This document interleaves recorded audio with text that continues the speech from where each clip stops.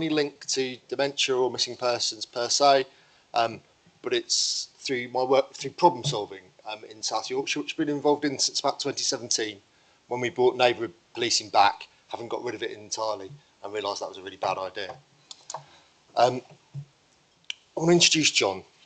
I've worked on a number of projects in problem solving, but it's been a real privilege to work with John, and hopefully in a few minutes you'll start to understand why. Hello everyone, my name is John Porter. For those that don't speak Yorkshire, you might need to put your ears in, so I apologise. Can you all hear me, and most importantly, can you all understand what I'm saying? Excellent, thank you. So, I've been a police search advisor for many years. 2010 I qualified as a police search advisor. I'm the police search coordinator for South Yorkshire Police, and I manage search. My day job is looking for people, high risk missing persons. On a personal note, I lost my father recently, also to dementia. It's a terrible disease. I lived it every day with him. And to watch my dad decline and to experience the challenges of his rapid decline, I wouldn't wish it on anyone. One of the many reasons that I want to share my experience of using GPS to save lives. So policing has expanded way beyond the kind of original Peelian ideals of preventing crime and disorder. One of the core missions now is protecting vulnerable people, often from harms they inadvertently cause themselves. Missing persons have been a growing area of business for policing for a long time now. And we have to, as we understand vulnerability better, we understand the harm that can be caused. Vulnerable missing people who are out there, who are high risk, cause massive resource problems for policing and for other agencies. It's a huge and growing area of work. And one of the hardest areas around this is people who are living with dementia. There's no pattern of behaviour to where they're going. They're a really, really challenging cohort. And that's why John decided that this was a cohort to try and target, to try and prevent the harm that's being caused. Another really important part of this is the outcomes for these people are often really, really poor because they are so hard to find and they are so vulnerable. This could be quite raw for some people in here, and it's probably familiar to all of you. Each and every one of you in this room will have your lives touched by dementia at some point. You may be experiencing it right now. You may have to live with it yourselves. The number of people living with dementia grows every year. Resources that can be devoted to it are finite. High-risk missing person consumes vast resources whilst they're being looking for. And the story doesn't end there. Once someone's located, the ongoing impact for the carers and their families, the impact on the health service, other partners, additional costs are immeasurable because they're both tangible and intangible. So once the scale and scope of the problem had been understood, it was necessary to understand why people living with dementia were going missing. Dementia is a disease that affects cognition and memory. There's no cure, and the effect can often be intermittent, especially in the early stages. Previous interventions have sought to target the person once they've gone missing, provide information once they have an encounter with the public or another service so that they can be returned. But we didn't really feel that was sufficiently upstream to be a real solution to the problem. Location-based interventions are fraught with ethical and practical problems. Locking people in, even in a care environment, is ethically and morally challenging, and it's expensive. Anything that can be done to prevent somebody getting to the point where they need to be locked in is a good thing. The person living with dementia is not an offender. The effect of the disease is the problem, is at the cause.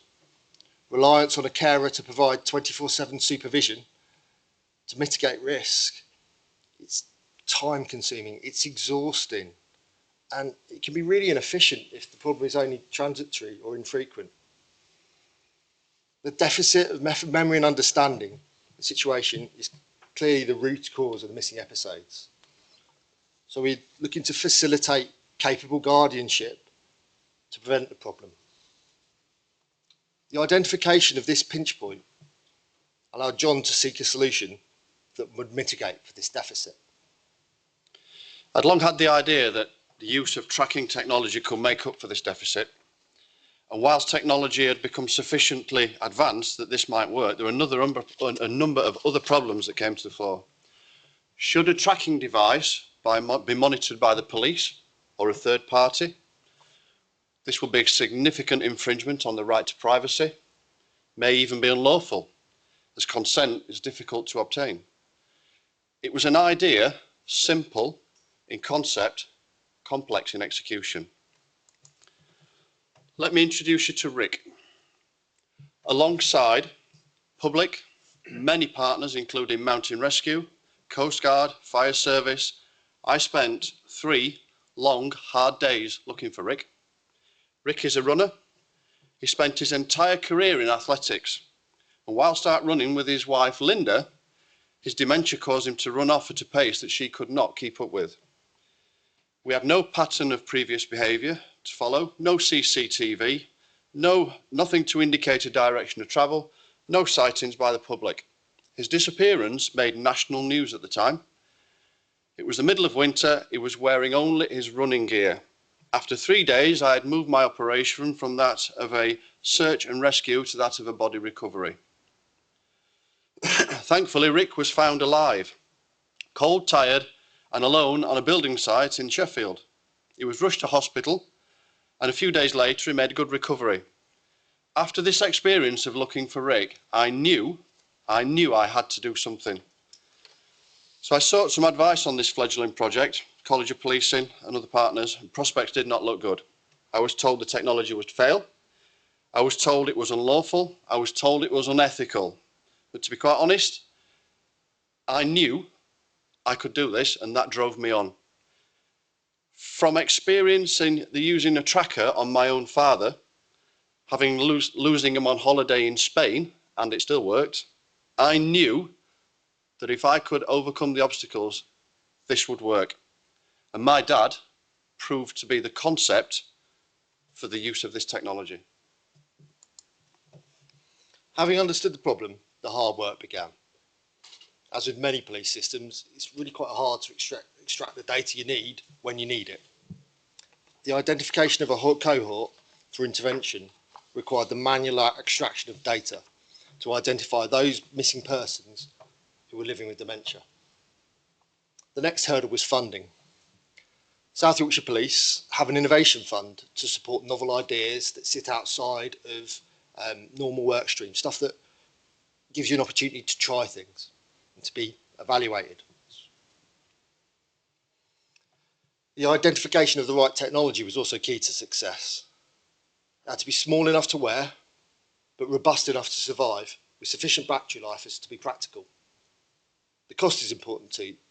The unit is £150 and requires a £30 yearly subscription, therefore limiting the costs. The interface is also really important, the software that supports this tracker, because the people who are going to be using it are unlikely to be digital natives. The interface provides a breadcrumb trail, so even when the device stops functioning, it will give you a last known point.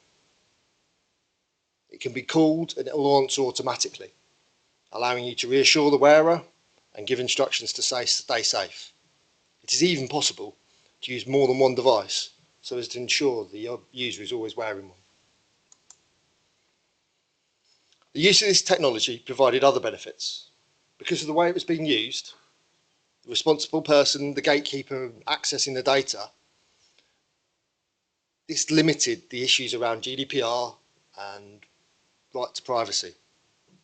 And whilst this did provide some mitigation to the legal and ethical considerations, John was not entirely satisfied and sought the help of a human rights barrister to give an articulation of where we stood legally with this. And whilst the barrister was able to say that this was a significant infringement of Article 8 rights, this was superseded by their right to life. And whilst this may seem obvious, the fact that we had this legal and ethical framework underpinning the project meant we could gain the support we needed. Next came the identification of the suitable subjects to receive the trackers. This would need to be a person living with dementia and at risk of wandering. Most importantly, the subject would need a capable guardian, somebody who could use the software to find them if they did go missing. And once we'd done this, we were able to have everything we needed practically and legally to start the project. So initially, a cohort of 50 people were identified living with dementia with a responsible person that could use the technology. I provided a GPS tracker to them and their family, training them how to use the technology. The device worn by the person living with dementia. The responsible person sets the parameters as to when the device would trigger an alert. This usually consists of setting up a geofence around the home address. If the person goes wandering, an alert is triggered. The responsible person can then use their smart device to track and recover the loved one only in the event that the person could not be recovered in a reasonable amount of time would the police be called. From the deployment of the first device, the project showed promising signs of success. Let's revisit my friend Rick. Rick was the first person to receive a GPS tracker as part of my trial. Rick was still running, and Rick went running again with his wife Linda. And yet again, Rick, because of his dementia, ran off from his wife. On this occasion, Linda stopped his wife. She didn't panic. She got a phone out of her pocket, looked on the app, and saw where Rick was. She knew he could only turn left or right when he got to the end of where he was running. She waited, and he turned left. She cut left before him, and he caught up with her, absolutely none the wiser. Having this technology provided reassurance and capability to deal with the problem herself. The difference the tracker made was turning a previously traumatic experience into that of an empowerment. And these early successes draw attention from Professor Doyle, an academic, a lifelong professional and academic from Huddersfield University. Professor Doyle immediately saw the value of this project and looked to replicate the study himself to understand the implications from a health viewpoint. More interestingly though, through Professor Doyle, I was able to introduce the tracker at the point of diagnosis through the NHS memory clinics. And this was the final piece in the puzzle, because this was a genuine upstream solution to the problem that I'd identified right at the very beginning. We're going to talk about assessment now.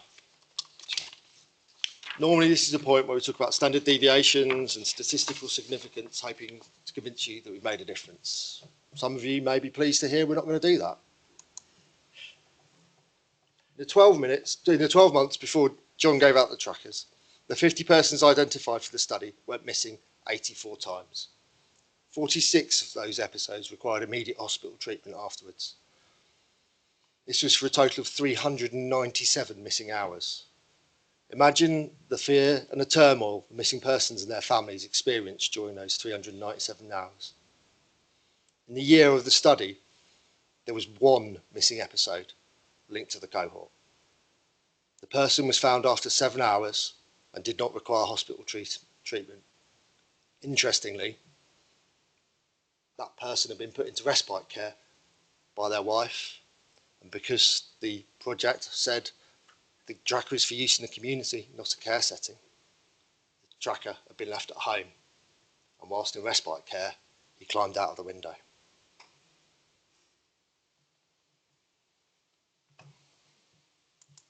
Looking at the cost savings the project achieved, we can estimate that the cost of searching for high-risk missing persons, that the savings reached almost £300,000. When simply considering the deployment of an ambulance post-find, it saved the NHS £20,000. A 30% reduction is often quoted in problem solving as a good success rate, so we're particularly proud of these figures. And whilst these results are startling, it's when you start to consider the upstream savings that the project starts to show its true value. The trackers enable people living with dementia to remain in their own home for longer. This necessarily means better health outcomes, slower decline, a lower demand for social care resources, particularly residential care homes. The trackers have been deployed at scale across Barnsley Metropolitan Council, with the council funding their deployment through the NHS memory clinics. Through this deployment methodology, the council reckon that they can reduce their adult social care bill by a third. That budget is £35 million annually. So whilst the financial consequences of this project are staggering, it's the effect on the person living with dementia, the families, that this really hits home. Families often speak of dementia stealing the loved one away from them. This project, these trackers, give the families the capability, the confidence to keep their loved ones at home for longer. So what's next? These trackers are being deployed across Yorkshire as we find people at risk. We're working with the borough councils to replicate the model that's currently in place in Barnsley. I'm still working with Professor Doyle, Huddersfield University, and the NHS to embed this at the point of diagnosis and at scale. I'm working with UCL to develop the next stage of trackers using AI technology to do more than just track. We're working to do an international global response to this for countries that don't have the data cellular infrastructure that we have. But I'd like to finish with a tale of one final user, Colleen. Colleen lost her father to dementia 4 years ago. The following year, she was devastated to discover that her mother, Jean, also had the disease. Jean lives independently, alone, in a small village on the outskirts of Barnsley. Jean is a ferociously independent lady. That independence was taken away from her when she had a diagnosis of dementia, swiftly followed by a missing episode. Colleen had to resort to locking her mother in the house to prevent her from coming to harm. And this was until I gave her a tracker. Jean is now able to meet her sister for coffee, still, entirely independently. And Jean was identified as one of the original cohort and is still going strong now at the age of 94. And this is what it means to Colleen.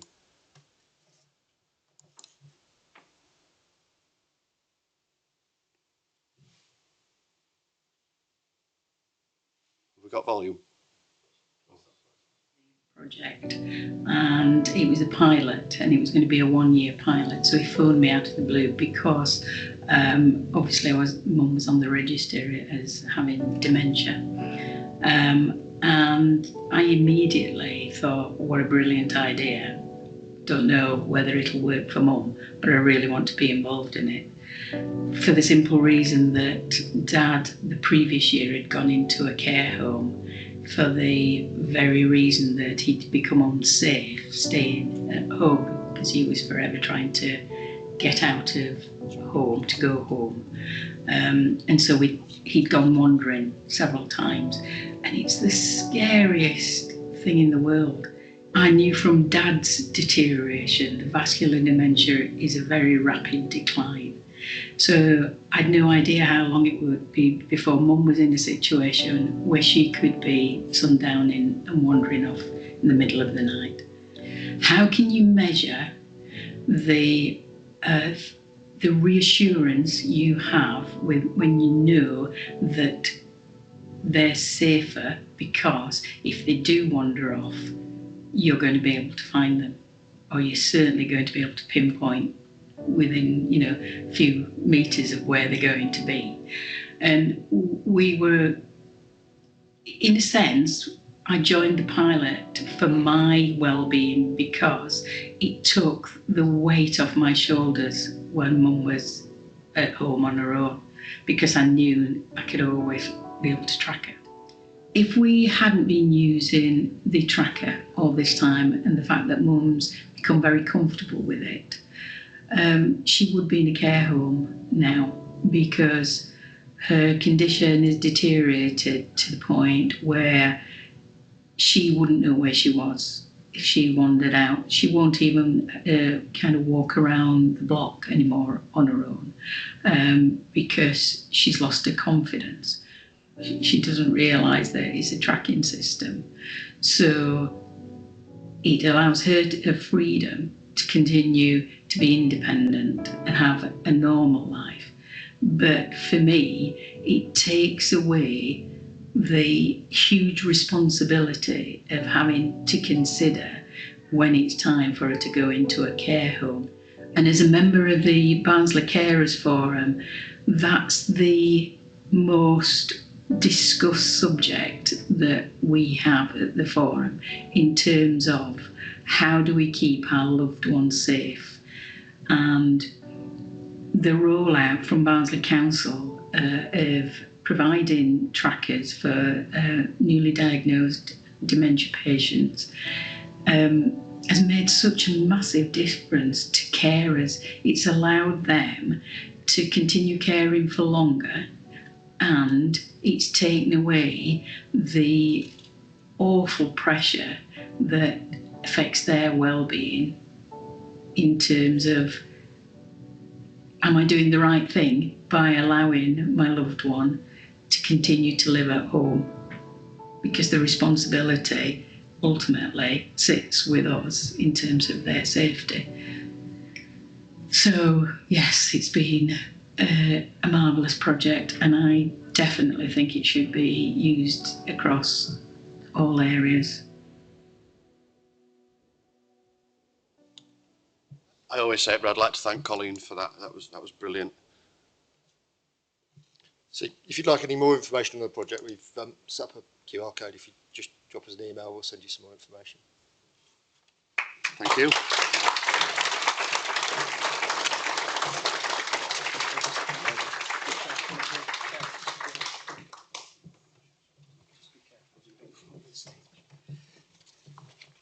Wow, that was powerful, wasn't it? And I can see how you are an award-winning project.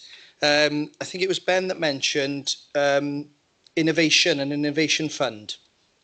So I'm able to announce, people already know this, many in the room, that Dyfed-Powys Police has an innovation fund. We set aside an innovation fund in the last revenue budget for this financial year 24-25 to run for this term in office for whomever would have been elected as the Police and Crime Commissioner back in May of last year. So we have at our disposal circa £1 million available for innovation within Dyfed-Powys, and I will be working at speed now with the force to try and understand how we can make best use of some of the technology, and seeking out examples of what has worked elsewhere and seeking to embed that into the force. And some of you in the audience might be thinking, that was a care setting, that was a health, it was a dementia topic, how does that relate to policing? And I just do wonder that 3-day search operation that you coordinated, the cost that would have been associated to that, the requirement maybe for the National Police Air Service to be deployed to search a portion of the mountain, etc. It would have been a significant figure. So thank you both, really appreciate that. We're still behind time, by the way, but we're going to try and have a cut-off at about 1 o'clock, partly because Alex needs to leave at that point as well. So our next speaker is Detective Chief Inspector Becky Davies. Becky is a Devon and Cornwall police officer, has lived and worked in that force area all her life. Becky will be presenting on an initiative developed during her time as a custody officer, which provided distraction items such as balls, jigsaws and reading materials to help reduce dysregulation for detainees in custody, with the aim of reducing distress, self-harming behaviour and assaults on staff. So I'm hoping, yes, there you are. Becky will join us now. Welcome to the stage. Thank you.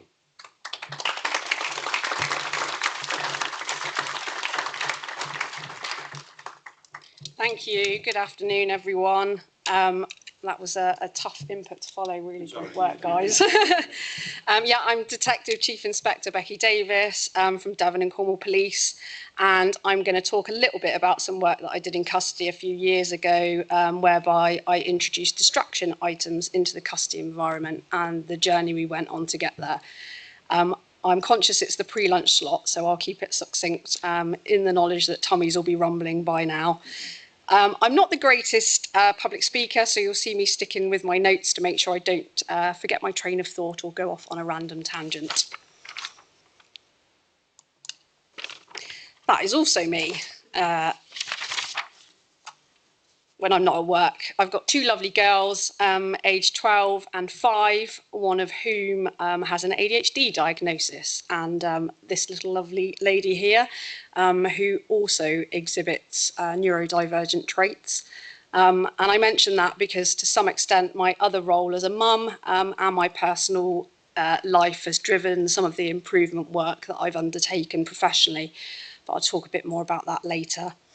Needless to say, work and home over the last few years has been incredibly busy, but speaking to the PCC in the break, not as busy as his.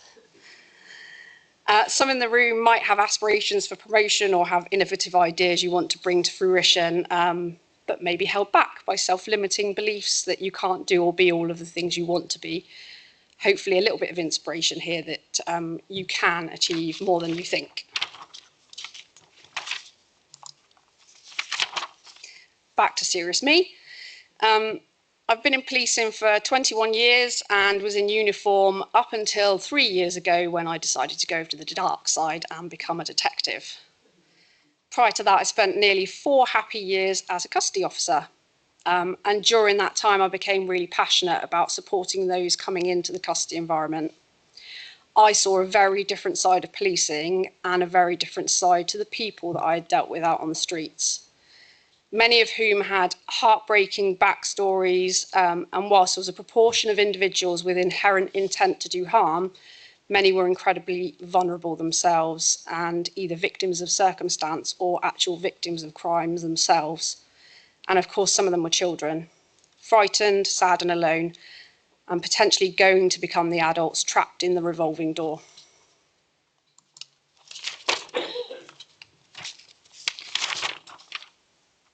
So on to the distraction initiative. I think whilst much of it may be unknown or undiagnosed, there are really high levels of individuals carrying trauma, whether childhood or not, coming through our custody units, and a significant number of neurodivergent individuals.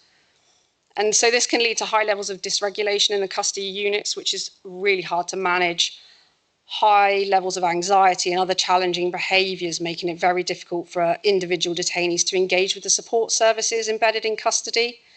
So in Devon and Cornwall, we had mental health practitioners, housing, access to drug and alcohol services, meaning the issues driving some of the behaviours which brought them into custody in the first place remained unaddressed because they were unable to engage with those services, and they become trapped in that revolving door scenario. Distressing for the individual, continuing the risk to victims and the community, and costly to public service. For the staff in custody, it could lead to some really unpleasant behaviours. For anyone who's worked in custody, you will know what I mean when I say dirty protests, very unpleasant, assaultative behaviour, and really resource-intensive scenarios.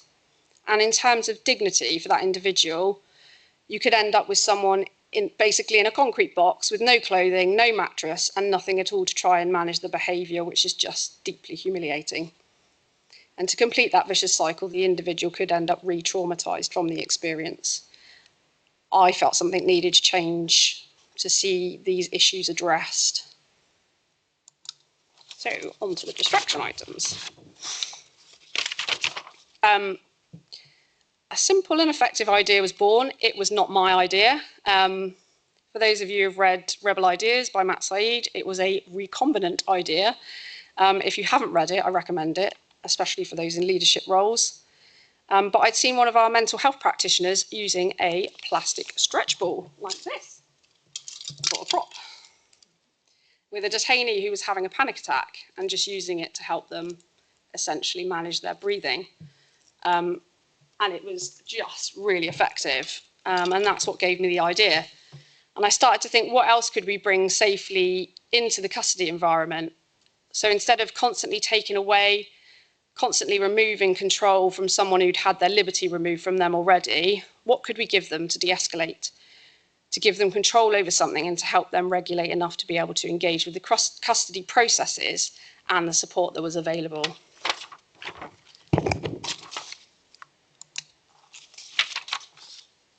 So how to go about it? was the conundrum of how to introduce this initiative into an inherently risk-averse environment and culture at the time, particularly in Devon and Cornwall, because it was in the aftermath of the terribly sad and untimely passing of Thomas Orchard in the custody centre in Exeter. So some staff had been charged criminally in relation to that incident and subject to gross misconduct allegations. Ultimately, learning was had and a health and safety fine issued, and no individual was convicted of any criminal offences or sanctioned for any misconduct. But the anxiety, fear and upset around those processes understandably remained.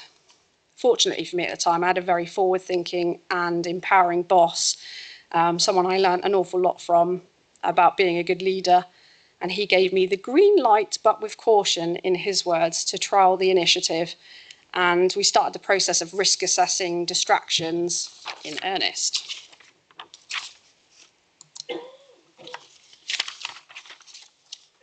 So how did we go about doing that?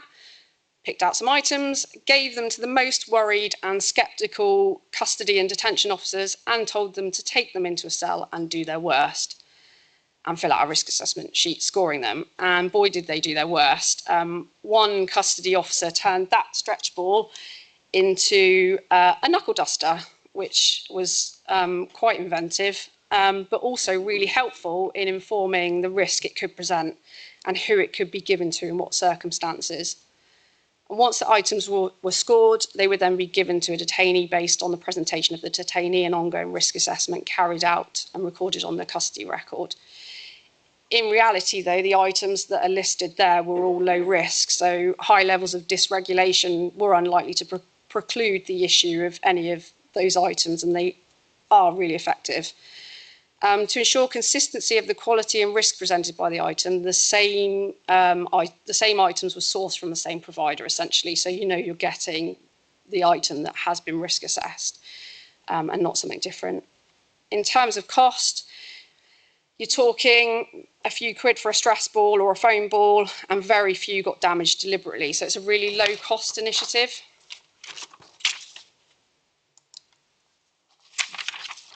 We did some other work around it as well.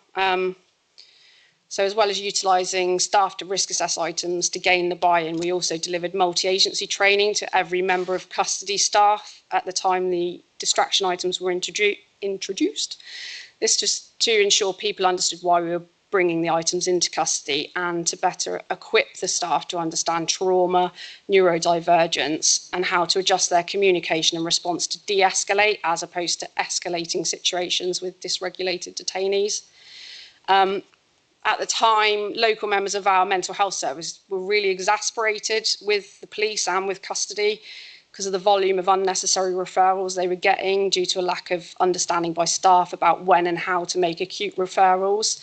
Relationships were really fractured as a result.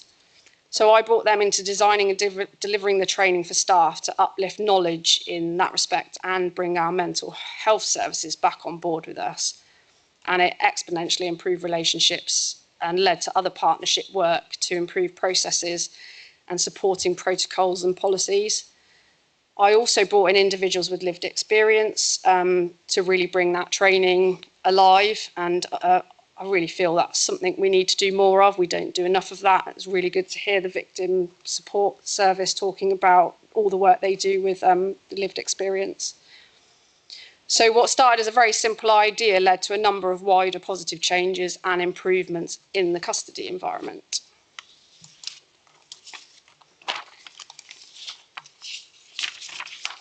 Back to the impact of the distractions in custody. So all the issues that I mentioned earlier became less of an issue, essentially. Far less dysregulation over the time the individuals were in custody, less dirty protest at £500 a time special clean, less assaults on staff, reducing the harm to staff, less use of force, reducing the risk of things like positional asphyxia for detainees, increased dignity and subsequently better engagement with the custody process and support services in custody, hopefully preventing the revolving door. And whilst it's difficult to link outcomes to an initiative like this one, we did do an evaluation, and that told us that 90% of staff and detainees found the distractions reduced dysregulation and increased engagement with CJ processes. It is yet to be subject to a randomised control trial, though, if anyone fancies it.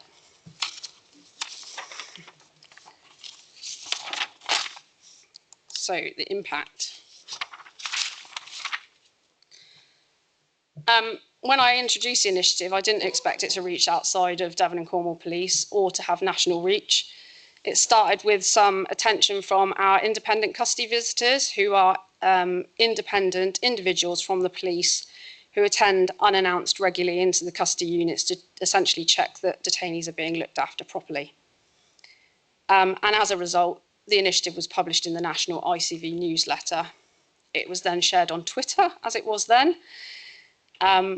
Other forces and the prison service started to make contact with a view to taking the initiative into their own organisations and practices.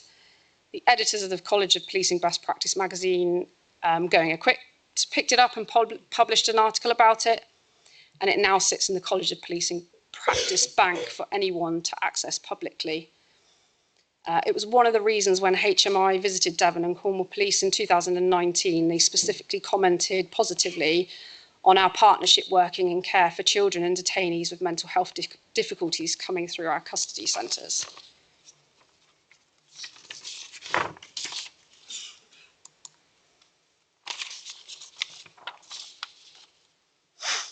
So going back to, I guess, my passion for this work and the wider why, research in recent years indicates 22.5% of individuals in prison meet the diagnosis criteria for ADHD, and over half screen positive for autistic traits. We have to ask, why is that, if we're to address it? And I return to my own personal experience of neurodivergence and the comorbid mental health issues that inevitably come hand in hand with it. So in 2021, I received a late diagnosis of autism and ADHD in 2022. As a result of that, I've subsequently reflected on a lot of the challenges that I've faced throughout my life and career operating in a neurotypical world. I watch my children, who I mentioned earlier, struggle to navigate some of these challenges, perhaps with a better understanding of those challenges. It makes an awful lot of sense as to why I became so passionate about making positive changes for those detainees coming through the custody unit with these challenges, because to some extent I saw myself and my family reflected back at me. And what separates us? Why am I in the privileged position I'm in, and them in theirs? And I truly believe that a lot of it is down to protective factors and luck. Maybe all that separates us, and I feel lucky that I've had the factors in my life to see me where I am. Any adjustments or factors, big or small, I believe, may enable people to access the protective factors and the pathway they need to avoid or get out of the revolving door. Thank you for listening, and I think we're moving on to questions.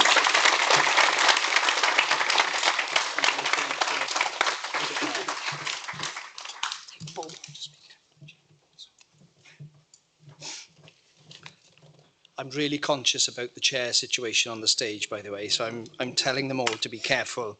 Becky, that was excellent. Thank you very, very much for that input.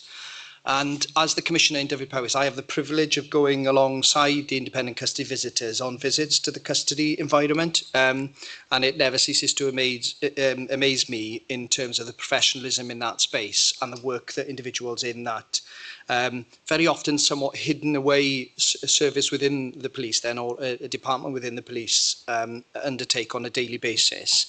And I guess in listening to your presentation, I was left thinking, perhaps I assumed that a lot of that was in place and some of these tools or techniques would have been used, because we heard earlier, I think Alex mentioned in your input in relation to the way in which policing, arresting people, taking people through custody itself is a criminogenic sort of experience, isn't it? And can reflect that cycle that you were talking about, Becky. So really appreciate your input. We're going to do questions, and excuse the directness of this. If you can keep your questions short and sweet, that would be excellent. Does anybody want to put their hands up and come in with a question? Yes. Yes, lady at the back, and then there's a hand, 2 hands up this side as well. Hi, this is for the South Yorkshire officers. Firstly, thank you for your presentation.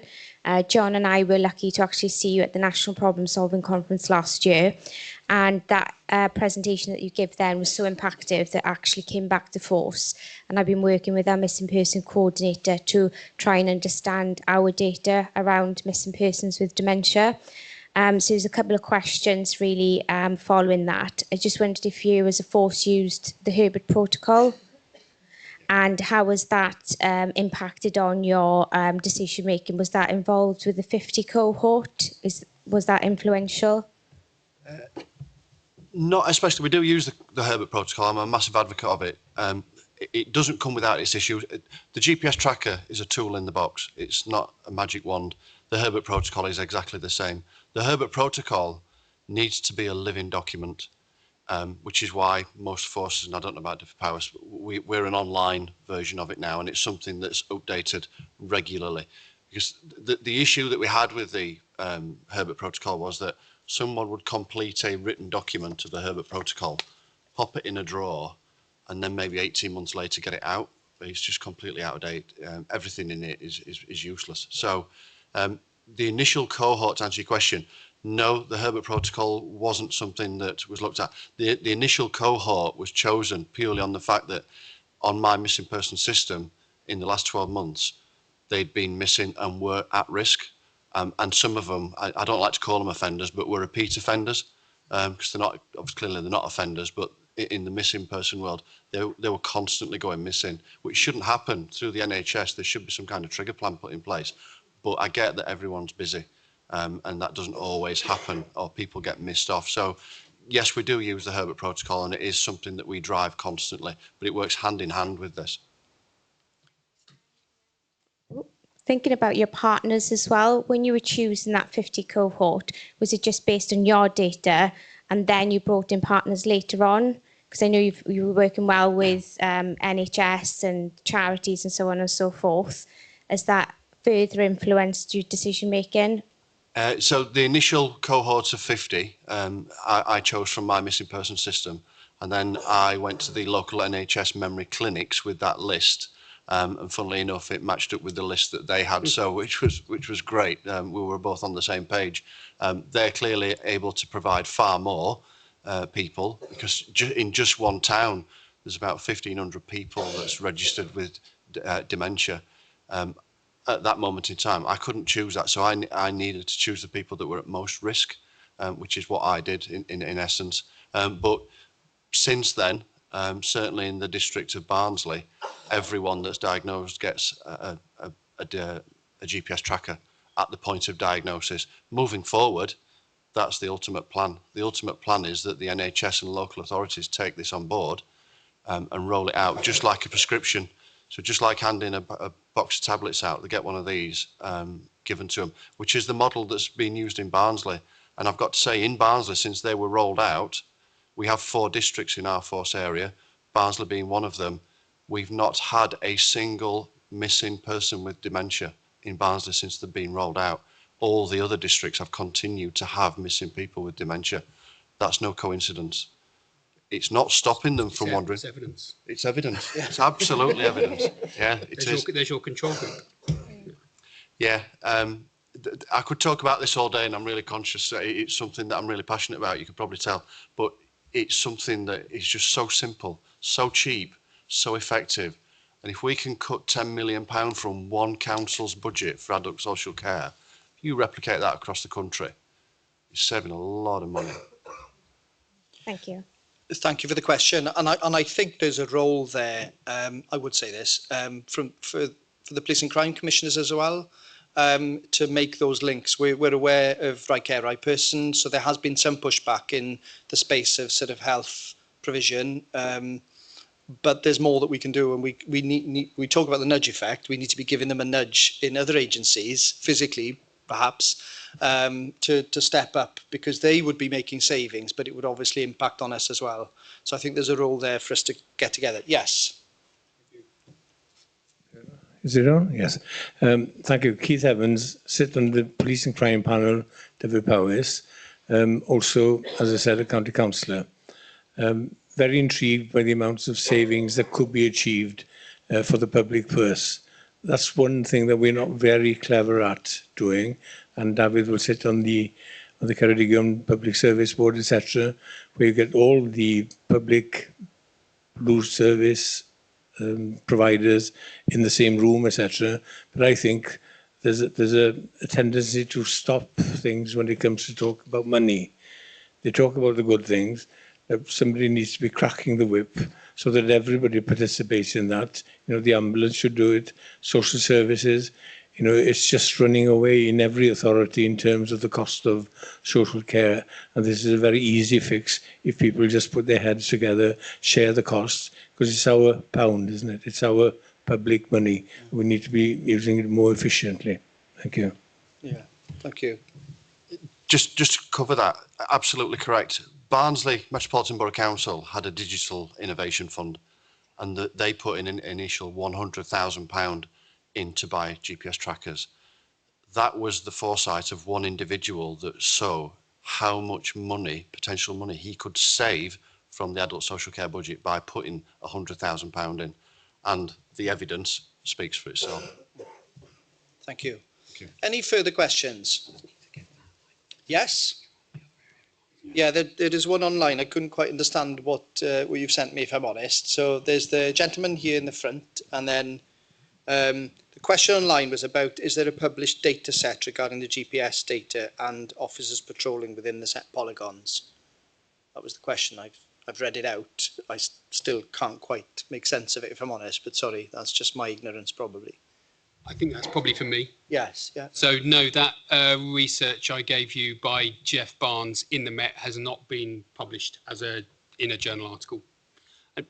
It's for a number of reasons. Probably it's very busy. Also, null effects and publications don't want to report them. Although it's really interesting, this one, because the majority of hotspot trials show profound effects, but something's different about London. So yeah.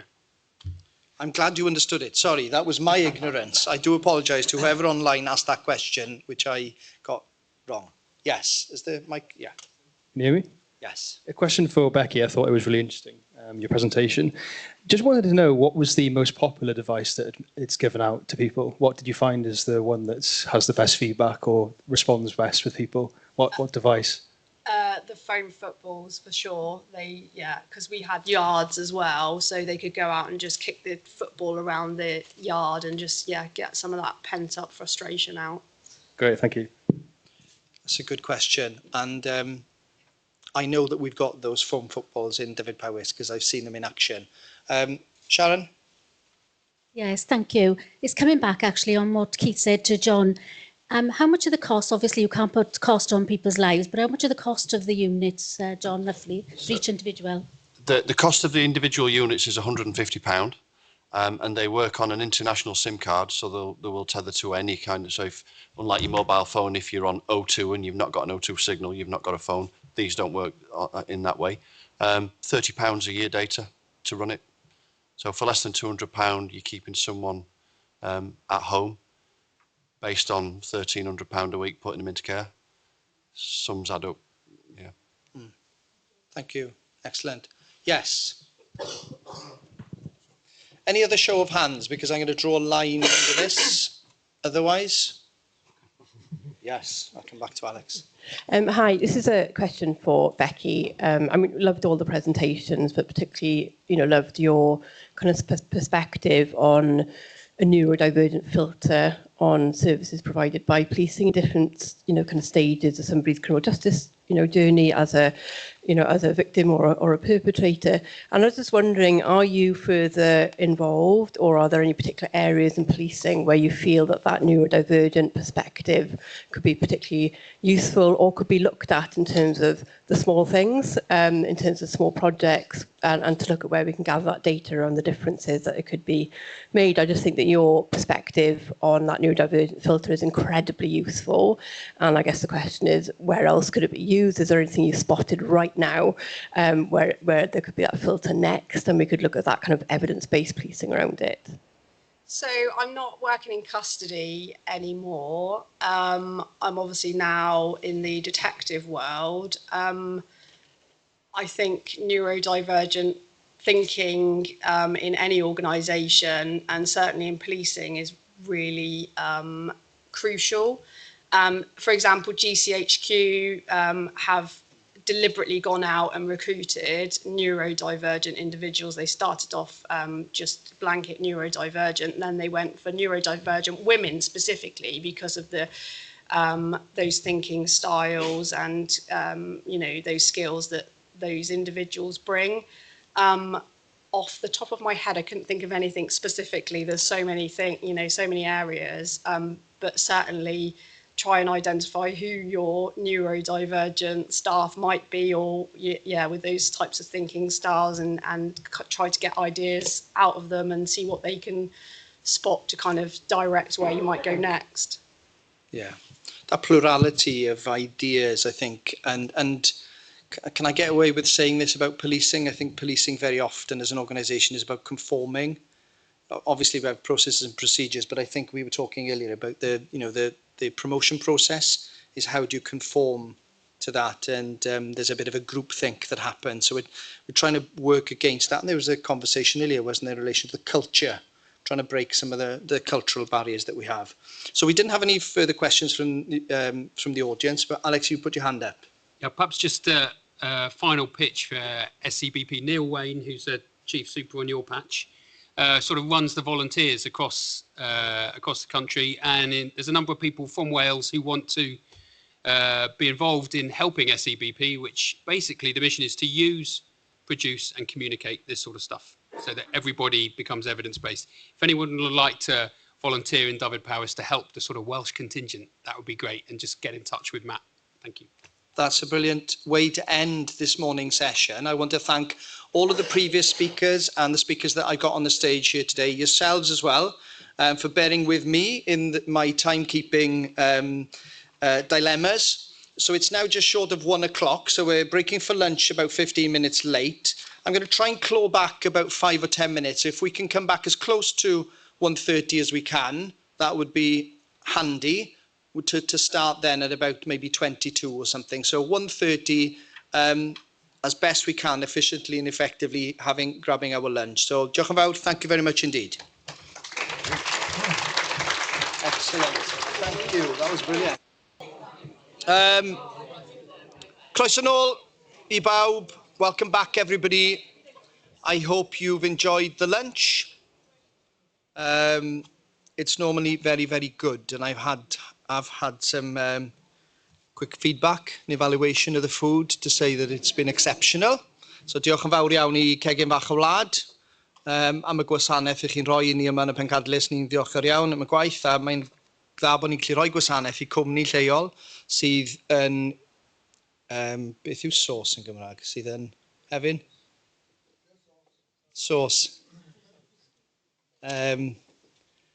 Okay, Heaven's too far to help me out. Sydd yn cael I bwyd yn lleol. Hynny yw, mae rhywbeth fel the miles for the food that's been on your place today it's less than 50 miles from this location. It's very carbon neutral, and it's great to be able to support a local company such as Cegin Fach y Wlad. Anyway, I'm not anything to do with the company, and I'm not a shareholder or anything.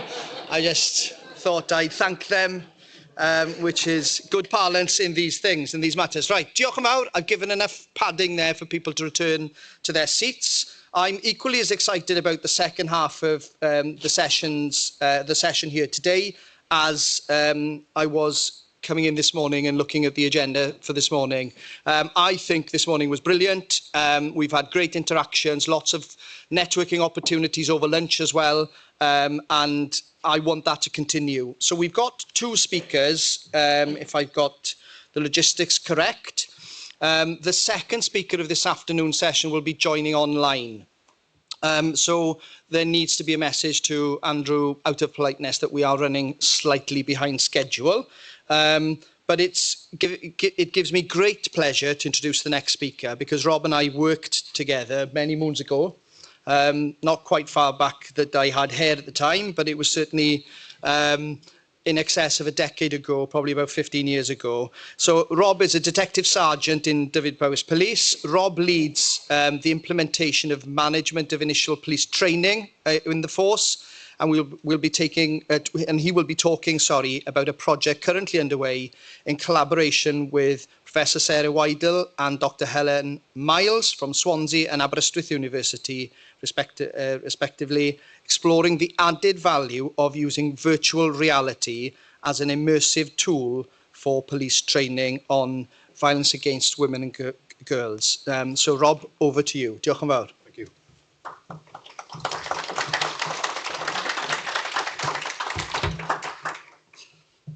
Yeah, thanks everybody.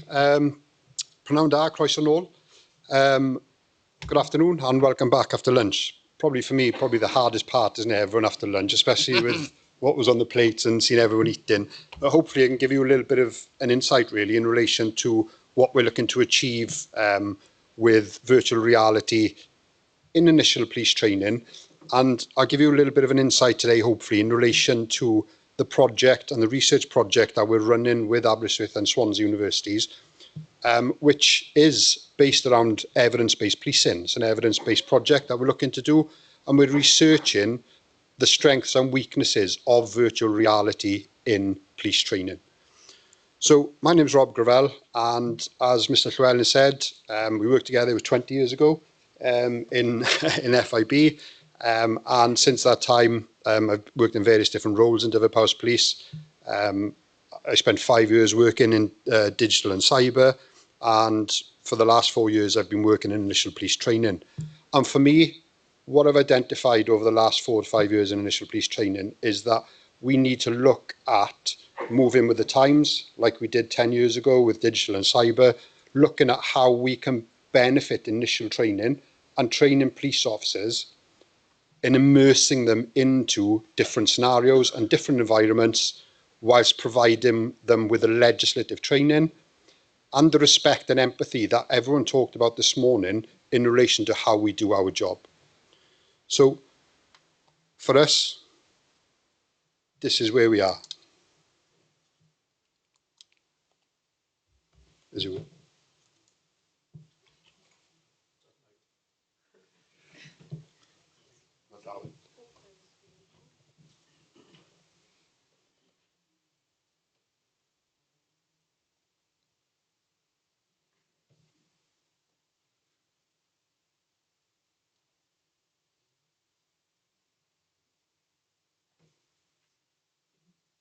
Well, doesn't it, for digital stuff?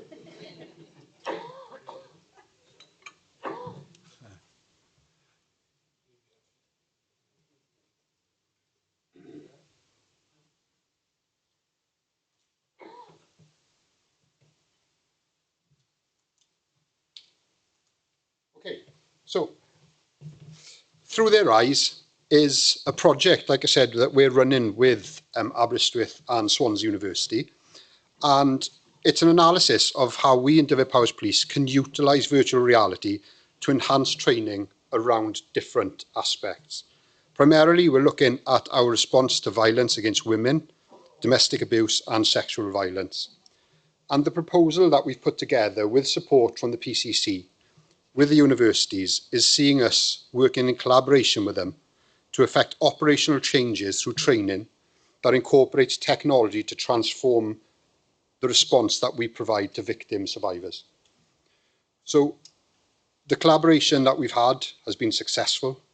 We're working really well with both universities, and on Friday we're going to make a second part of the project which sees us working with victim survivors in Swansea University, with police officers there undertaking an interview with a victim survivor and looking at the way that those police officers interact with victims and how the victim's interpretation of how that police officer deals with them impacts on the evidence they provide through their witness testimonies. So, using evidence-based policing, we're looking to shape the future of training. For me, yes, this is initial police training. However, I think the benefits that virtual reality will provide in police training moving forward will be significant. The cost-saving benefits, the immersive learning that will we can provide will be significant for us. We're making an impact from the very beginning in initial police training, immersing students into different scenarios that we could never replicate in the classroom. We provide a lot of scenario-based learning. People learn in different ways, and earlier on we were talking about neurodivergent officers. Yes, we have a lot of neurodivergent officers in Dyfed-Powys, but we've got to look at how we train those officers. Okay? And for us, we see the different learning styles in training that lend themselves to a blended approach, and VR is part of that. For us, it's doing the small things right from the outset, which provides a better end result for all.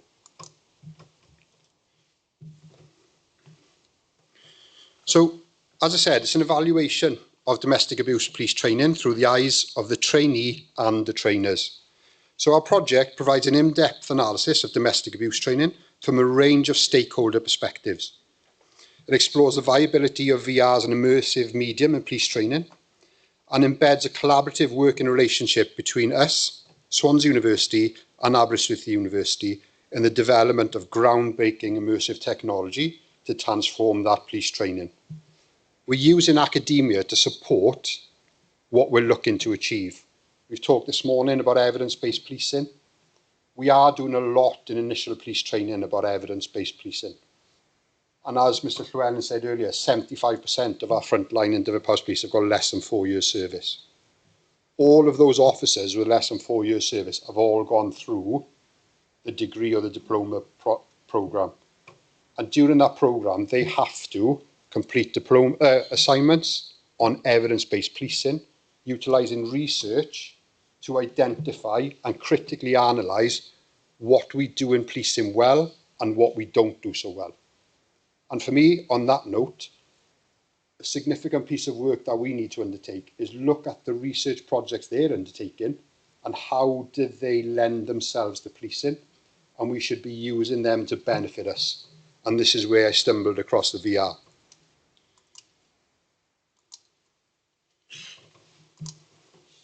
So virtual reality. So VR training aims to raise awareness of abuse, seeing the incident through the eyes of the victim and or the offender, and addressing officers' mindset in their response to such incidents. And what victim survivors are telling us is that the way that they're spoken to by the police officer will depend on the type of evidence that they provide. Okay? And what they're saying is, and the work we've done with them thus far, is even things like looking at your watch, okay, or, hello, what's happened this time?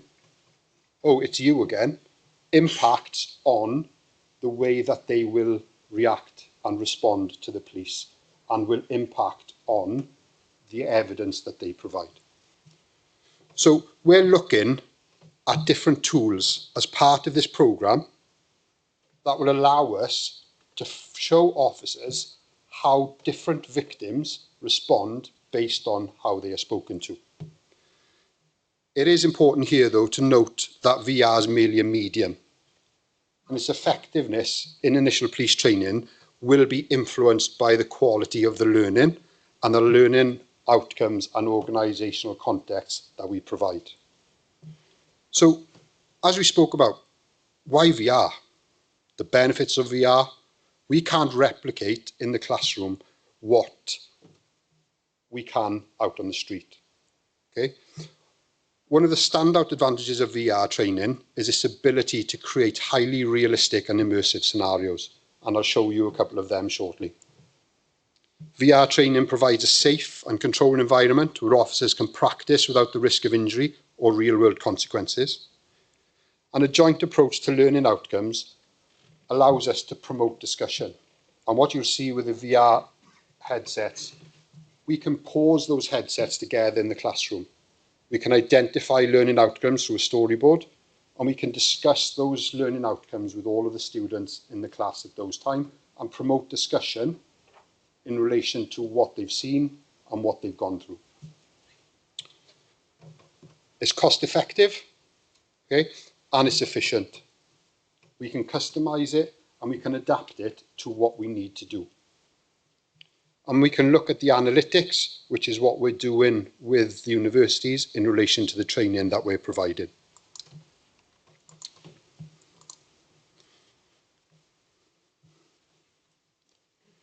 So the project that we're doing with universities is the design and implementation, working alongside regional stakeholders, which are informed by all of the different plans you can see on here.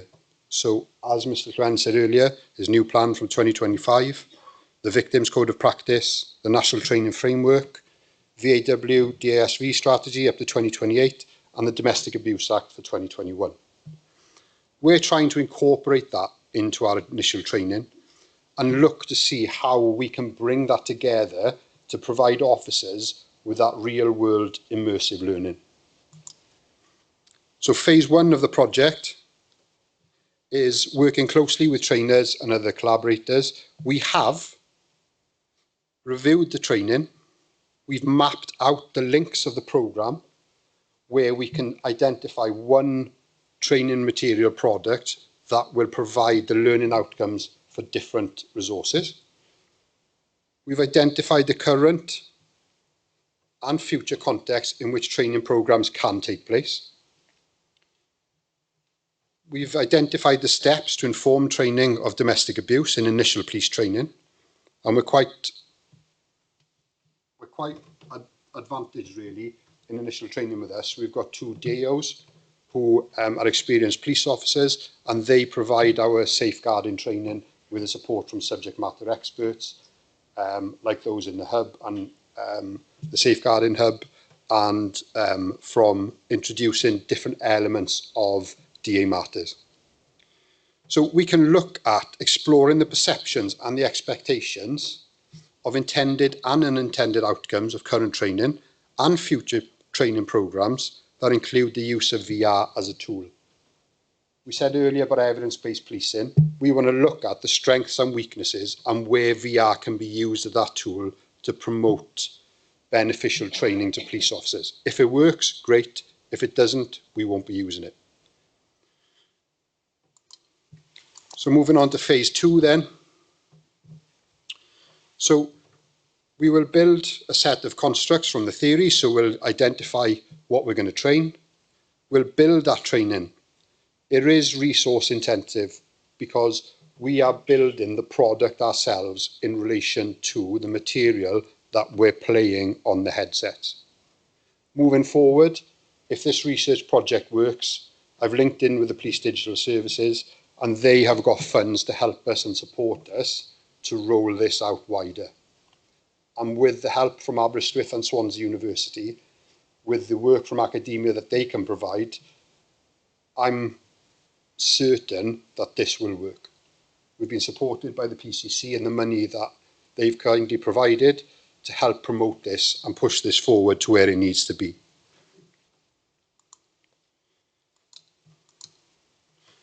Moving on to phase 3, we've looked at what we need.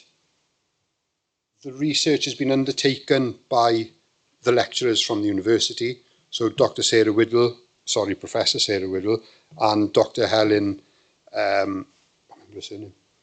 Miles. Yeah. And they have interviewed over 40 student officers who have undertaken their training through VR. They've also interviewed 10 trainers. They've interviewed the chief constable. They've interviewed the detective superintendent in charge of safeguarding in order to canvass their views on the benefits, the strengths and the weaknesses of VR in training.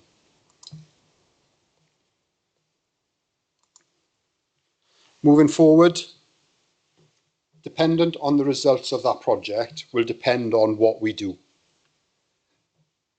We will look at where that training provides the most benefit, and that is what we will look to implement in a pilot.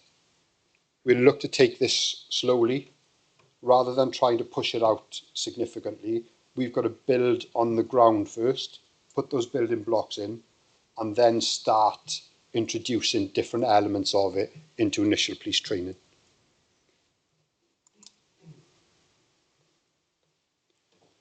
So, the benefits of VR. We've gone through it. What are the weaknesses? Any ideas? Anyone come up with any? Correct. Spot on. And exactly right. And we've got 2 trainers out of the 10 who have put the headsets on and they have to sit down. I did some work last week in the classroom with a VR headset on.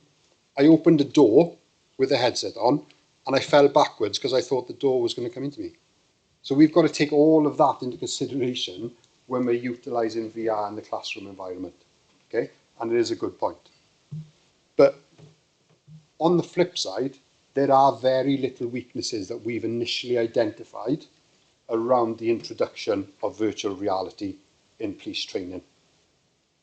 The main strand for us is immersing students in different environments that they've never ever been accustomed to. We have people joining the police now who are younger and younger. We have people leaving school after their A-levels and joining the police. They will undertake their initial 23 weeks of training here with us, and then they will go out working alongside a tutor, and they will be working with that tutor for 12 weeks. That person might be 18 or 19 years of age. They will turn up to various incidents. Could be a murder, could be a domestic, it could be a victim of a rape. Because those police officers with less than 4 years service, those are the people who are attending those calls first. And to say to an 18-year-old on day one here, you will potentially be the first person to a murder investigation where something has happened, and trying to get them to understand what that looks like is very, very difficult in the classroom environment. And this is where VR and the benefits of VR can come into its own. So what my intention is now, I've put some VR headsets out. The PCC wouldn't give us enough money for me to give you all one. But what my plan is now is I'll go back to the back of the class. Mr. Llewellyn, I'll give you a headset. And what we'll do is we'll play through the headset what Mr. Llewellyn is looking at, and you can see that on the screens. Some of you have got headsets on your desks. Feel free to share it if you want to. Have a look at it, and I'll play the videos that we've recorded ourselves in Dyfed-Powys through those headsets for you to have a look at. Yeah.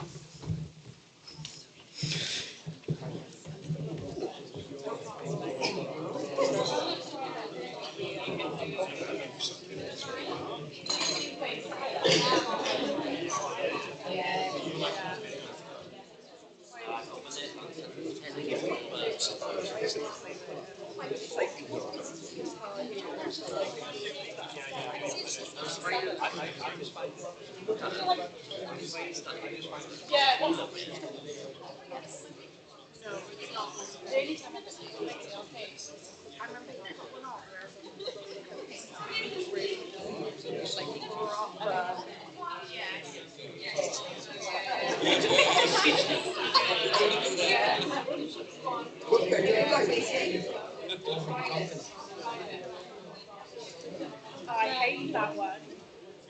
And my stomach goes when it goes. My stomach goes. Like, I'm not even on it. Like, it's weird. Yeah. Yeah.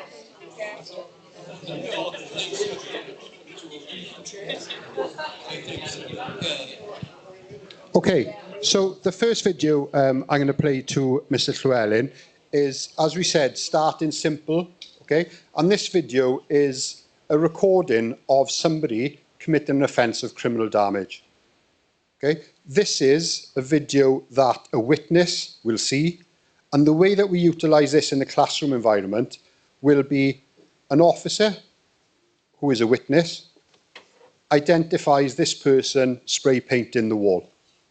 They will report this matter to the police, and then a police officer in training will come in and take a statement from the victim or the witness who has seen this video.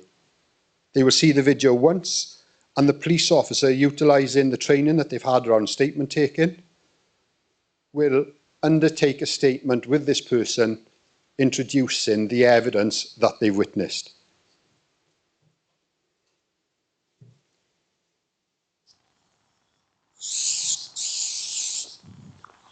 What are you looking at? So this is what the PCC can see now, and you'll see that on the screens. Do you like it? So if you look around you now, Mr. Llewellyn, you'll see a 360 view of everything in that area.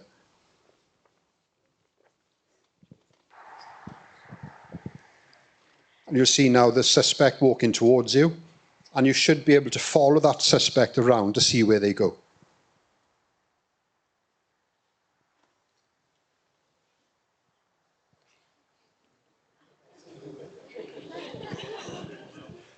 And some of you with the headsets on should be able to see the same. And as I said earlier, we cannot replicate any of this learning in the classroom. We can't provide this immersive tool through standing in front of 40 students and telling them to write a statement on this. With this, we can. Okay, so that's the first video. And you should now all be back into the classroom environment. And what I'm going to do next now is, as we said earlier, trying to immerse an 18-year-old person who's just left school into environments that they may never have been in before is very, very difficult. So this is a video that we created with a company in Birmingham, and this is around domestic abuse, domestic assault, okay, and controlling coercive. And this looks at what the child experiences within the household. I've had to cut the video down, okay, but this is what we shall see.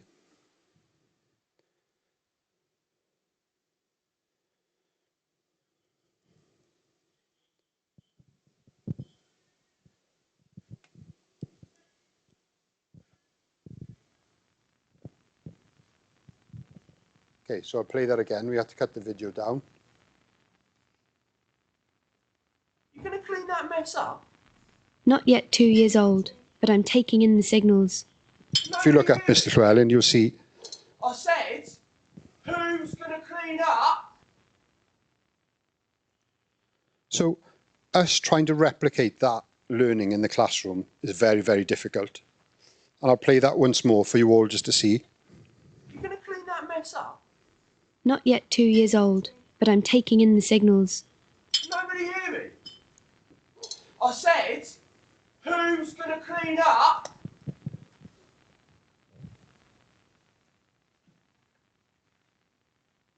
Okay, so hopefully, just from that short snippet of video that we've introduced you today, you should be able to see the benefits introduced into the classroom environment by immersing student officers in that type of learning. The work that we're doing with universities will be of significant benefit to us moving forward, and utilising evidence-based policing to create product for us to train police officers to do the right thing is where we are. And that's it. Thank you.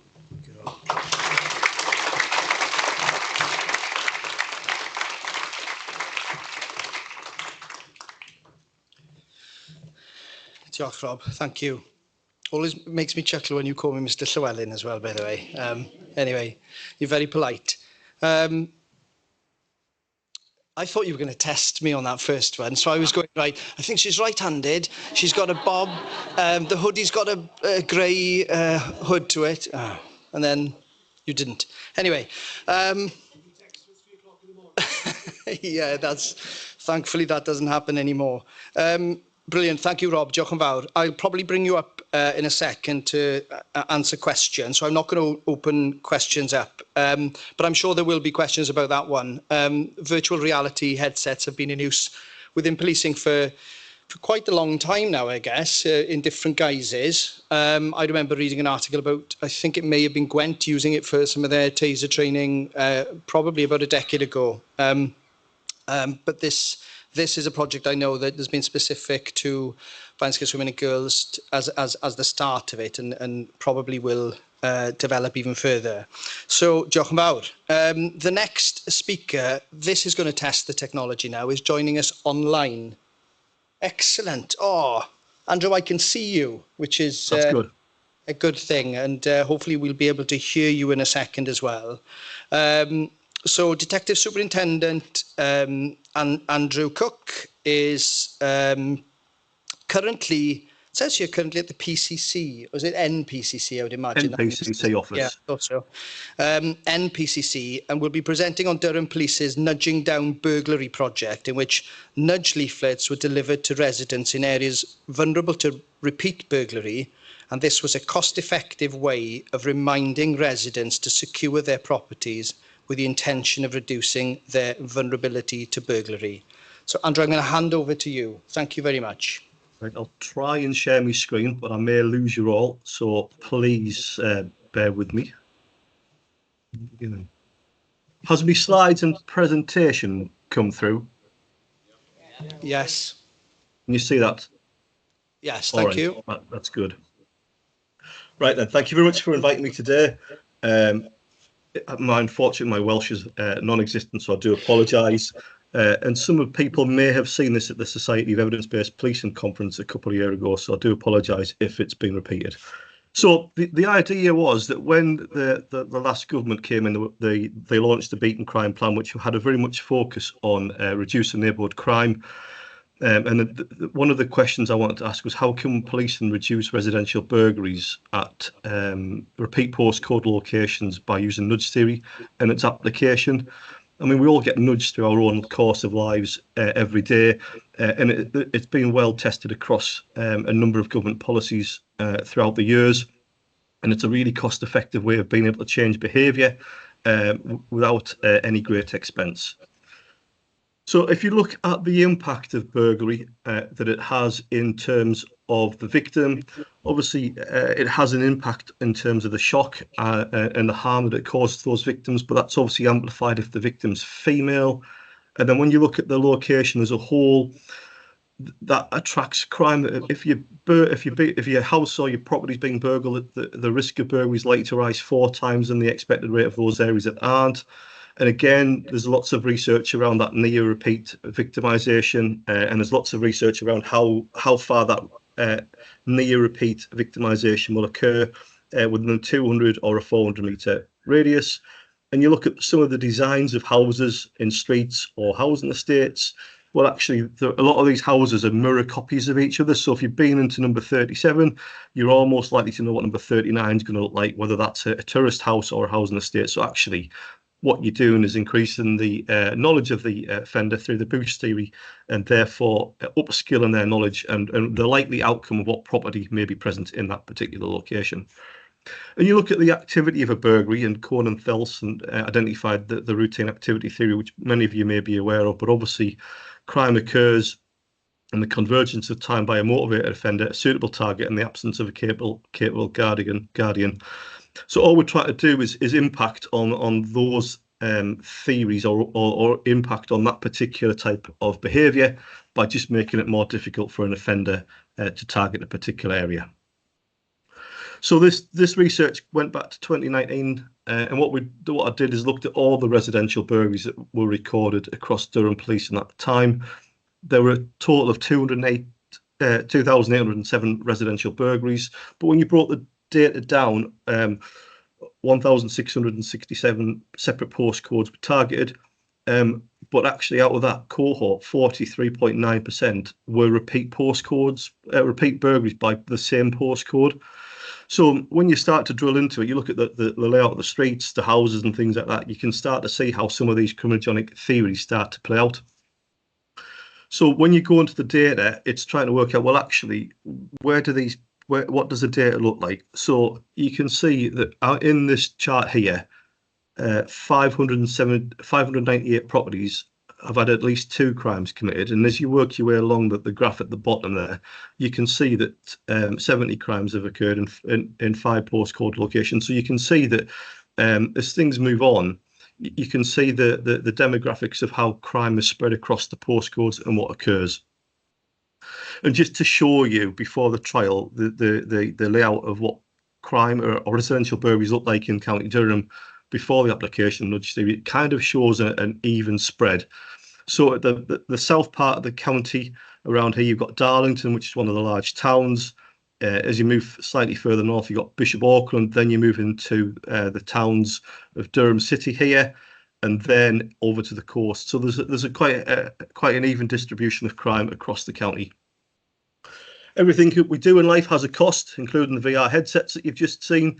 But back in 2018, the government and the Home Office worked out the cost of crime in relation to about 12 different offence types. So you can see there that the average cost for policing to respond to an offence of burglary equates to about £530 per offence. And obviously you've got to work your way across society, and the harm that's caused to the victim, that emotional harm, that loss of output and things like that. So it does mount up. So if you use the Home Office cost of crime, and I know it's subjective to what it looks like, but these are the total costs of what residential burglary in the 2019-2020 period would have cost Durham Police if you use the Home Office cost of crime as a bit of an illustration as to what goes on.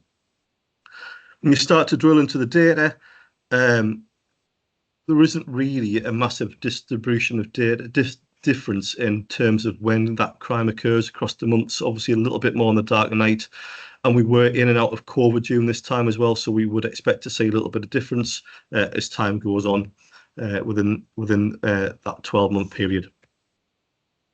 But actually what we wanted to look at, and it took me ages to go through, is understanding the data. What is the motivating factor in all of these things that could be easily modified? So if you look at house burglaries, 45.2% of them were caused where there was damage caused. Well, there's not much you can do. You can put up CCTV, security lights, something to make it more difficult for an offender to do, but that comes at a cost to a victim, but it also comes to the cost of policing if they want to give out target hardened devices. But what the data did identify, that actually 33% of all burglaries were caused because there was an insecure property, making it easy for an offender to break in, reduced the forensic yield opportunities because they weren't touching anything. But this was an easily modifiable thing that could be quickly changed at very little cost to policing and to the victim themselves. So, I mean, I looked at the research. I've got an interest in evidence-based policing and understand what was looking on there, to look at previous initiatives, what was working, what the opportunities were around this particular approach. And then when you look at what's previously been targeted, we know like neighbourhood watch works really well, property marking's quite good, street lighting, but ultimately things like street lighting has no real value if it's a daytime burglary. Then you look at things like community wardens, well, they come at an expensive cost. And this idea came about from nothing. There was no money, there was no funding. It was about how do we change behaviour to get a better outcome for policing. And nudges can be given out digitally. We live in a digitally inclusive environment, but we've got to be conscious that not all our residents in there, particularly the elderly, might not have access to Facebook and other social media platforms in which those interventions can be given out. And then you look at things like intruder alarms. Well, actually, some of the research around putting burglar alarms up is almost an attractor for criminality, indicating that there may be wealth in the property, and therefore it attracts individuals who want to break into that particular property. And then you look at research that has come out around Operation Swordfish, which was done, I think, in the Midlands area. That didn't really yield any statistical significance when it looked at the reduction of reoffending.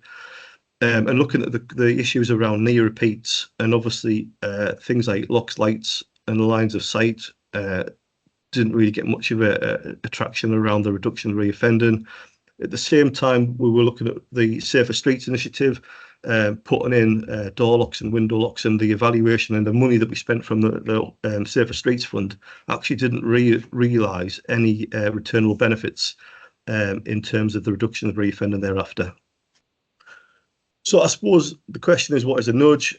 I mean, we all get nudged every day, and I'll come at that very shortly, but it's a way of being able to change someone's behaviour through about reinforcing positive actions, which indirectly suggest a way of basically changing the behaviour. So when you see some of the nudges, Richard Thaler and Cass Stan are probably two of the most well-known individuals who have written a number of books around the nudge theory. But it's trying to plug into that system 1 and system 2 thinking, and just to try and change your behaviour. That system 1 thinking is that autonomous behaviour where you quickly respond to something. Nudge theory tries to build into that system 2 where you're thinking a little bit slower. You've had time to think and respond to something that's happened. And all you try to do with a nudge is just get people to think a little bit differently. Nudges come in a number of formats. So mindscapes, a mnemonic that's widely used in the nudging world around the messages, the incentives, actually trying to reinforce social norms and go with those particular issues, and being able to draw our attention to like things that might seem novel or relevant to us. And our minds are weird and wonderful places, and actually we can be primed by lots of things as we go about our normal businesses. But obviously nudges wants us to act in a more pro-social way and make us feel good about things. The other way that nudging is used is around the East mnemonic, which I think is probably an easier way to look at it, which is it's easy to do, it's attracting to something, it's social, and it's timely to a particular intervention. So there's a number of mnemonics out there that relate directly to nudge theory. Oops, sorry, presentation's gone off. So if you look at how the nudge theory is being used across the United Kingdom and around the world, it has been used extensively by government. So things like in your driving licence, you opt out of your organ donation and things like that. That's part of being nudged. You get into a point in time where you're probably sick of trying to complete your vehicle excise licence or passport, but it'll always ask you whether you want to organ donate or something like that. At that point in time, you're just being nudged. So it's been widely used around government for a number of things like taxing and things like that, opting in or opting out of your pension scheme, making it easy. But people might be more familiar with these. Obviously, if you go to a well-known takeaway shop, you might be able to be asked, do you want to go large with that particular order? Again, thinking about being easy, accessible, social and timely. You're already at the counter. It's not going to be any more difficult for you to do something. If you want to pay an extra 50p, you've got the opportunity to get a larger meal.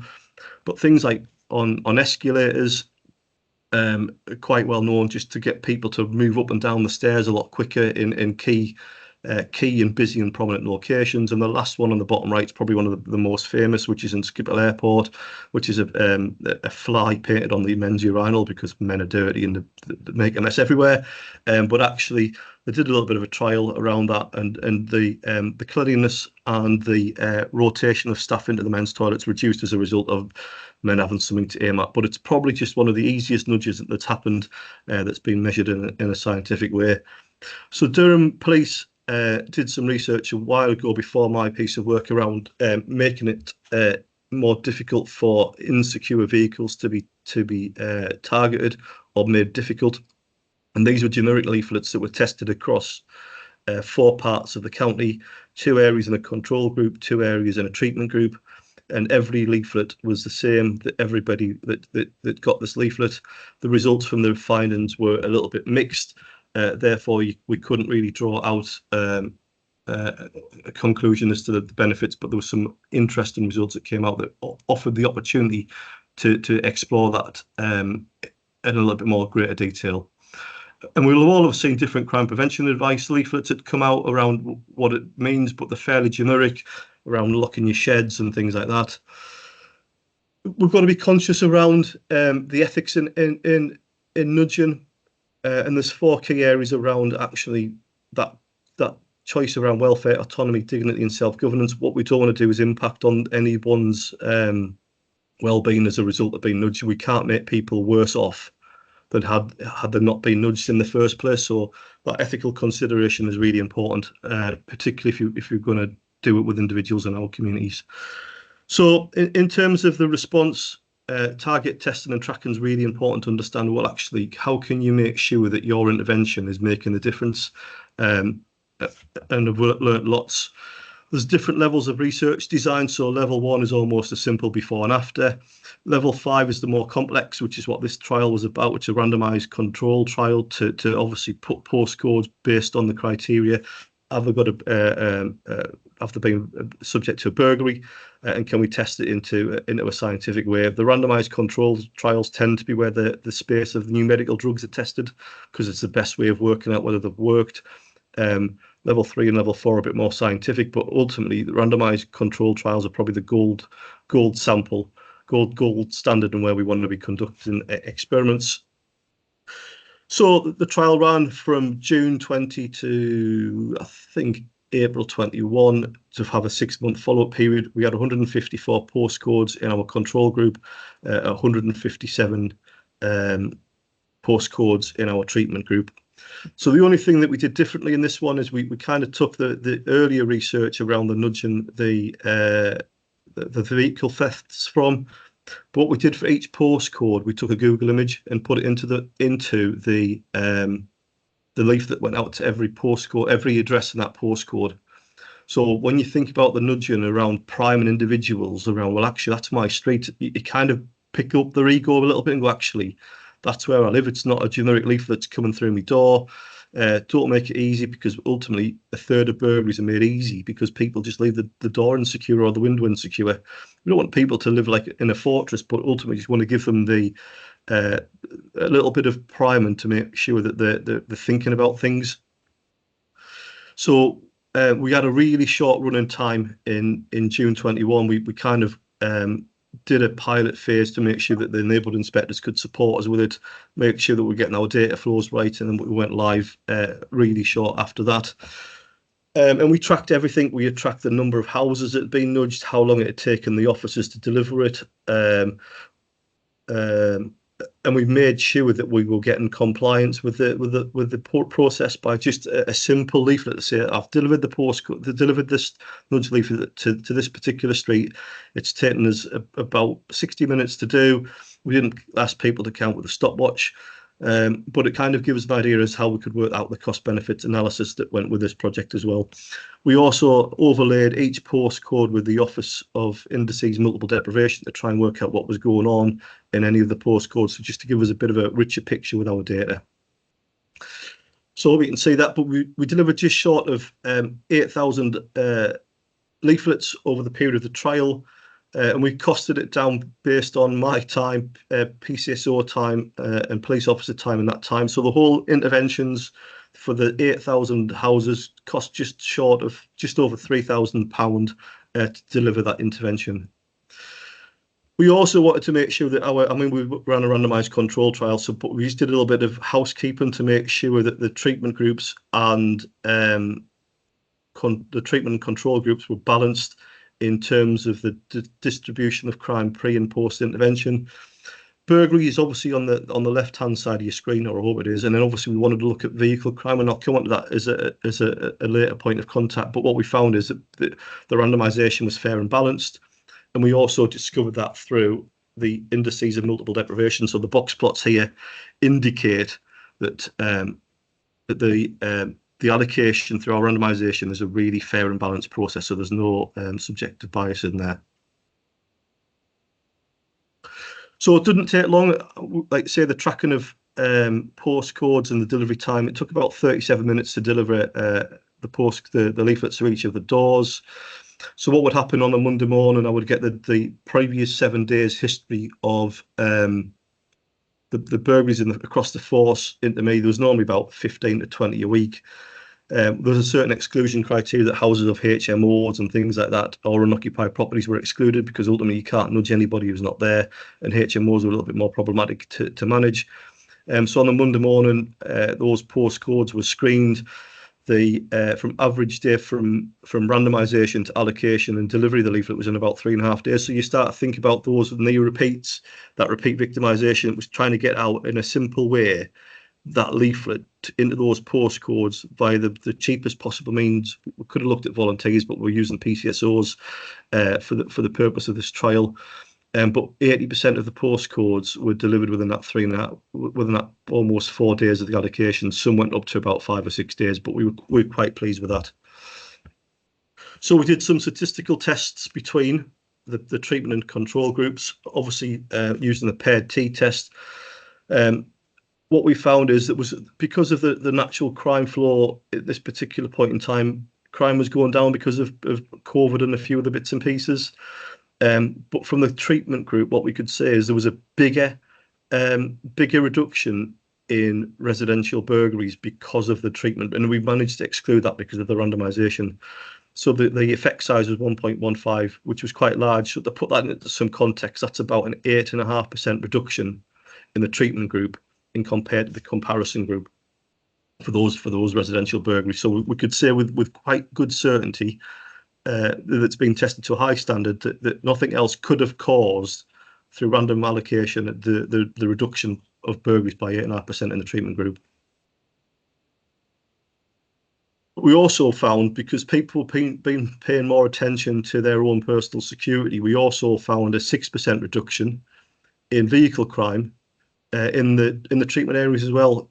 The effect size was a little bit smaller, and it was still statistically different, but also it was important to note there was a diffusion of benefits from delivering the nudge leaflet to the residential burglaries.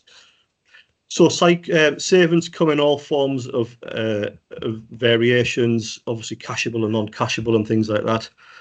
So we did some cost benefit analysis. We compared that to other research which had been conducted around the use of alley gates. So where alley gates had been deployed and the expenditure had been overlaid, with the only exception of the K et al. Research in Selly Oak in the United Kingdom. What they found was it actually cost more than the benefits came out. So that was a bit of a negative impact.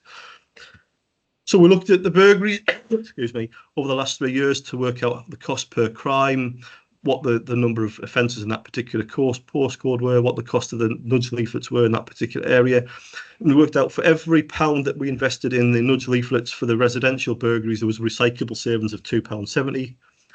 But when you also overlay that the benefits that come from the vehicle crime, there was also, for every pound that we invested in the nudges, recyclable savings for £2.68. So therefore, the total savings of giving out a nudge leaflet came to £5.38 for every pound that we invested in that particular initiative. So you can start to see where some of these recyclable savings come up to it. Obviously, COVID-19's had some form of impact on the results, and it would be great if anybody else wanted to repeat it.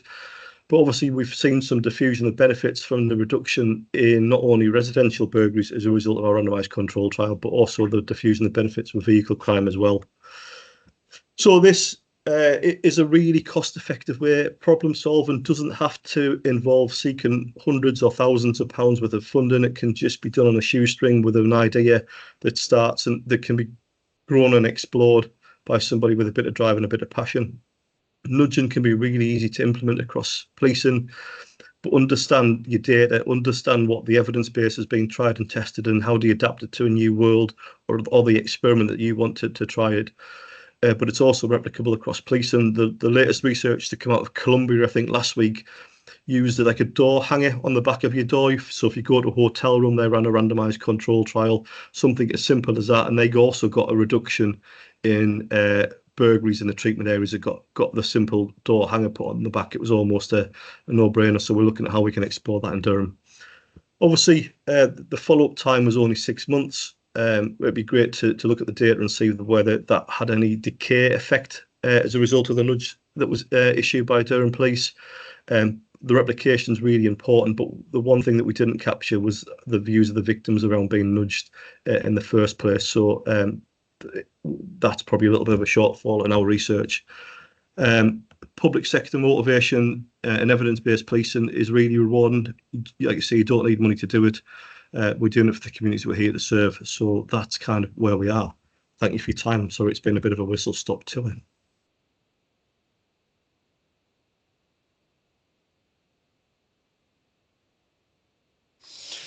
Thank you, Andrew. If you think it's a bit odd, Andrew, by the way, that I'm looking down all the time, it's because the screen that you're on is just down by my feet, actually. So apologies for that. Thank you for that input. And the swiftness of the input as well, because we've caught back a little bit of time. Is Rob still with us? Yeah, you're there, sorry. Do you want to join me up here? So we're gonna just have a few, and if Andrew you're willing as well, just to say if there are any questions from the audience here or anybody online. So I've still got the online. I thought I had it here. It seems to have gone, but anyway, hands up if you've got a question. Yeah, Dafydd fan hyn gynta.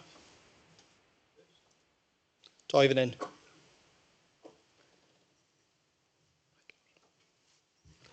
keep your hands up if you don't mind.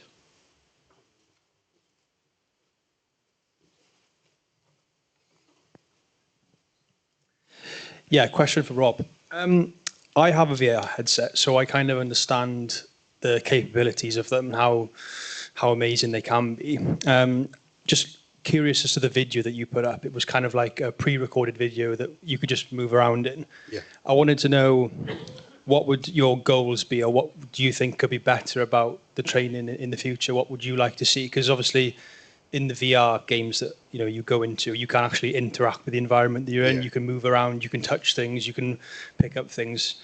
Obviously, the funding that the police have is going to be completely different to games and stuff like that. But what to you would be like the goal of VR training? Like, what would you like to see more of?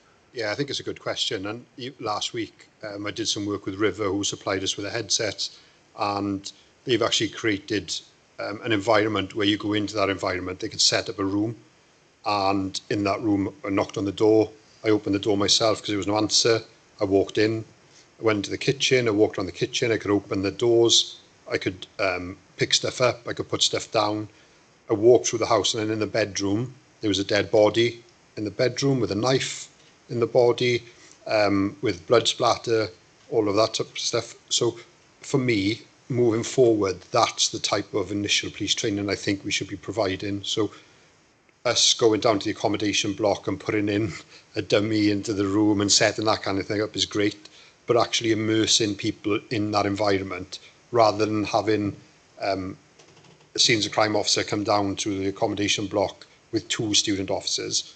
We can actually replicate that in the classroom with 40 officers, and the scenes of crime officer and the detectives can come up and provide their insight in relation to common approach paths, etc., and what they're looking at the scene, actually immersing that student in that environment at that time. So for me, it is a little bit off, a way off, but it is something that I think is there for the taking. It's just making sure that we put the right things in place before we get there. Diolch, Dafydd. Thank you. Steve. Just this is supplementary to some of the actual hands-on training, is it? Because obviously, conscious of officers, they still need to have that environment where they don't know what's going to happen. Somebody's in their face, so you as instructors and the trainers understand how they react under those pressures. So it's just supplementary. It's not on its own. No, yeah, you're right, Steve. Yeah, it's in addition to. I think for me, the hands-on stuff, the PPST elements is exactly where it should be. But for us, it's immersing students into the type of things that they will be faced with when they're out there. You're a police officer for a long time. We worked together for a long time. The different things that we experienced over the years were massive. And I think for me, trying to replicate that in the classroom, we can't do that. So actually recording those different scenarios, immersing the students in it to show them this is what's expected of you. This is how we deal with that situation. This is how we deal with that scenario. I think that is where we need to be moving forward. Brilliant, thank you. And a question for Andrew, if that's possible as well, please. When you're saying delivering the nudge, you had some difficulties regards HMOs and rentals. In Wales, we've got what's called Rent Smart Wales. Did you ever engage with an equivalent or the local authorities to see if they could forward on those letters into areas? Because I know as landlords, they're advised to ensure that there's safety and advice regards properties for the students that are coming into the area. It could even be done electronically, which means automatically then that those students could use translation.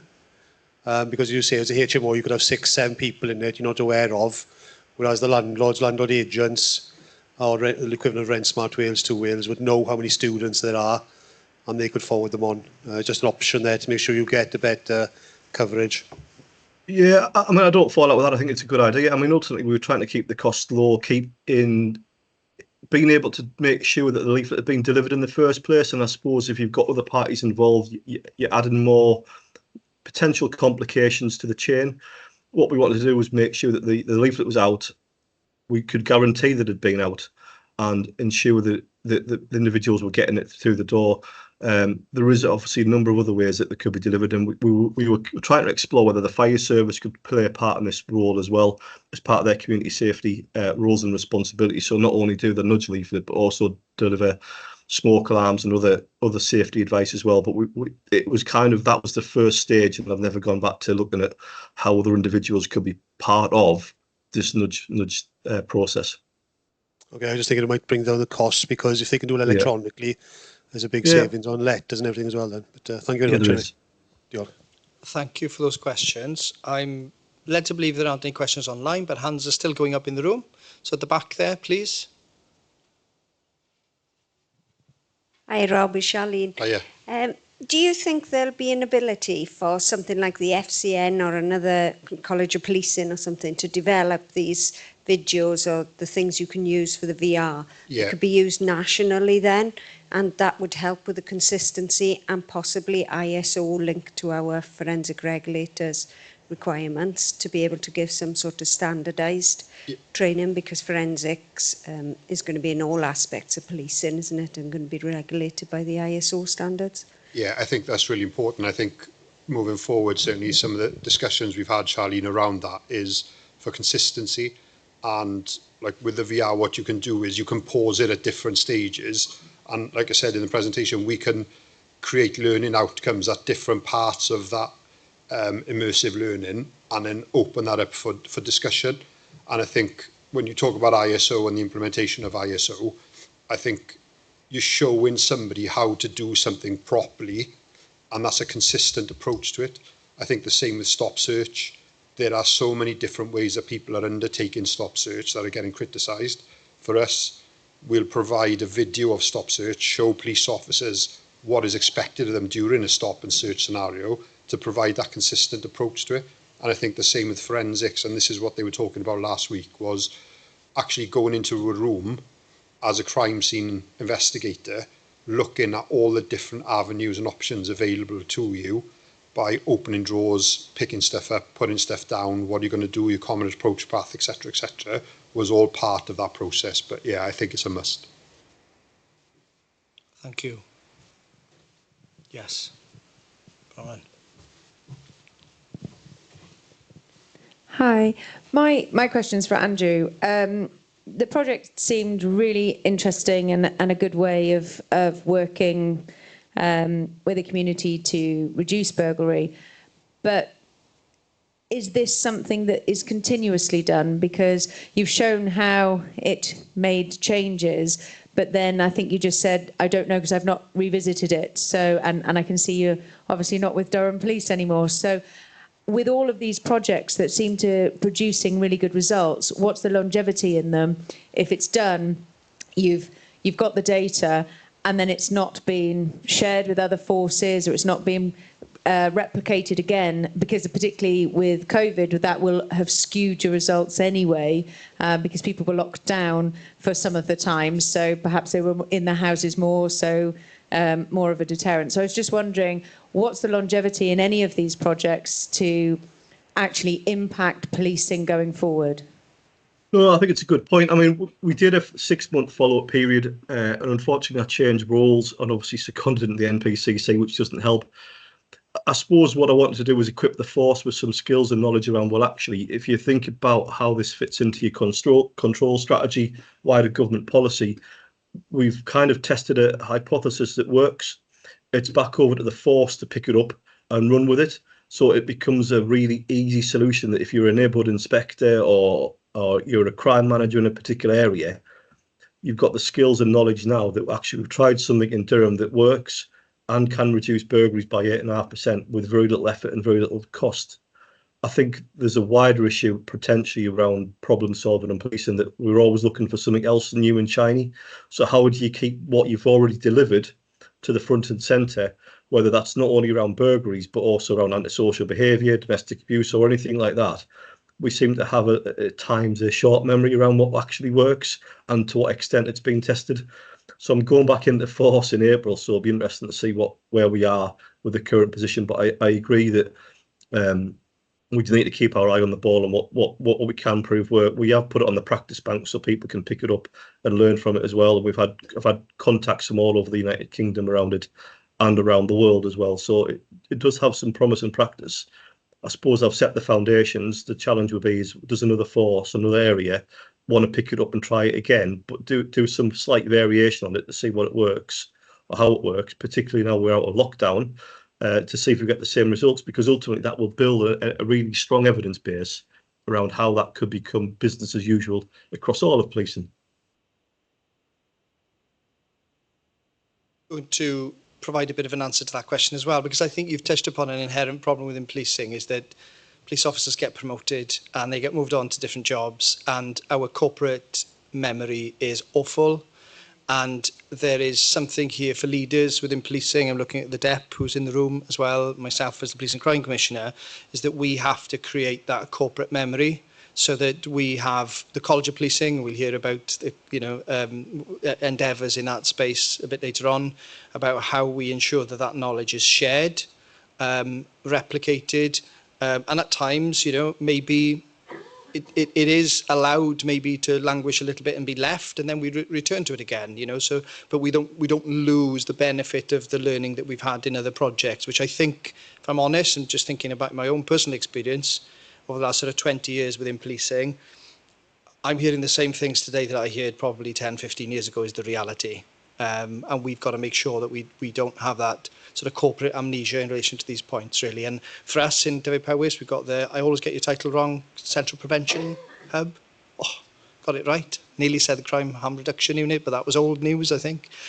So we've got a team in headquarters that now, for me, is the focal point of that. And having, I'm going to do a shout out to Rhiannon, who stood at the back, Rhiannon Sandy, who is working as an evidence-based policing coordinator in Dyfed-Powys, working with the force operationally, bridge into academia as well, College of Policing and others, to coordinate this. That's the plan that I certainly have whilst I'm here as the Commissioner over the next 3 years. So I've attempted to answer that question as well, somewhat. Any other final questions before we break for coffee?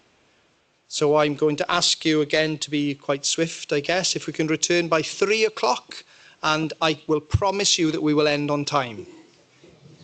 Diolch yn fawr. Thank you. Thank you, Andrew.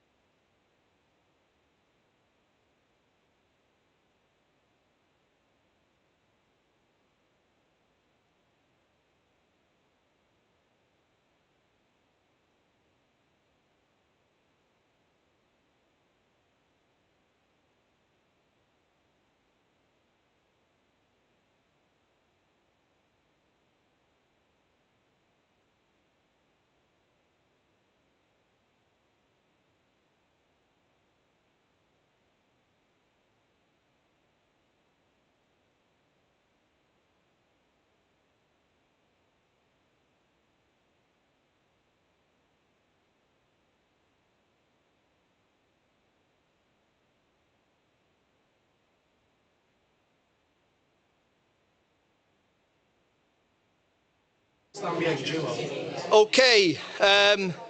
You can sit here if you want, Steve, for a sec. Diolch yn fawr. Thank you, everybody.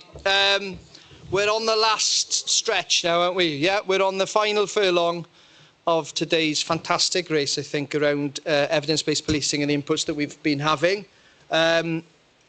It's a good opportunity to indulge ourselves, I think, sometimes, and just sit down, relax, network. You know, hopefully you've had the replenished cup of coffee. Very friendly environment, I hope. And I'm looking forward to our final two speakers today. And you'll be pleased to know that we will finish on time, because any time that we run over from now on just means that my closing remarks get less and less and less, which is a tactic of mine to result in me not having to say much at the end. Great. So we're going to have an input now from Steve, Chief Inspector. Nearly put you into the dark side of the CID team there, didn't I? As was referred to earlier by somebody else, not me. Chief Inspector Steve Thomas. So Steve is going to be presenting on a domestic abuse pilot programme which uses the 4Ps model developed in counter-terrorism policing to ensure victims are appropriately supported while also targeting perpetrators. This pilot has been recognised by the Domestic Abuse Commissioner as a model of innovative best practice. And just pause there for a second. That's the introduction for Steve. It's just reminded me of the point that I think Alex made in relation to the rapid response to DV and the way in which that now has been rolled out. And Dyfed-Powys Police, as are many forces, are now doing that virtual response to domestic violence victims. And it, I'm led to believe, has been very successful and is continually being rolled out across the force.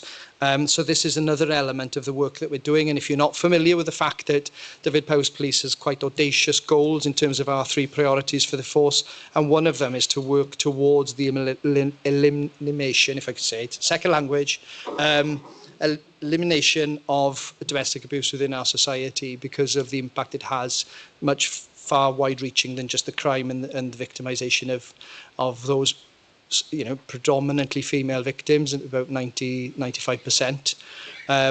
The rape and serious sexual offending is another priority, and also Class A drugs distribution and tackling that within our society. So if you didn't know that they were the operational priorities, I've just shared them with you.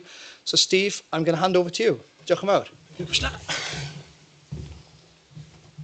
I probably don't need a stage. You could probably see me standing on my own 2 legs, but I'm grateful for the view. I hope you like the view. Okay.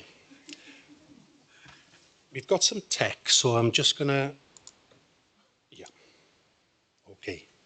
So, prynawn da pawb. My name is Steve Thomas. I'm a Chief Inspector based in Carmarthenshire, BCU.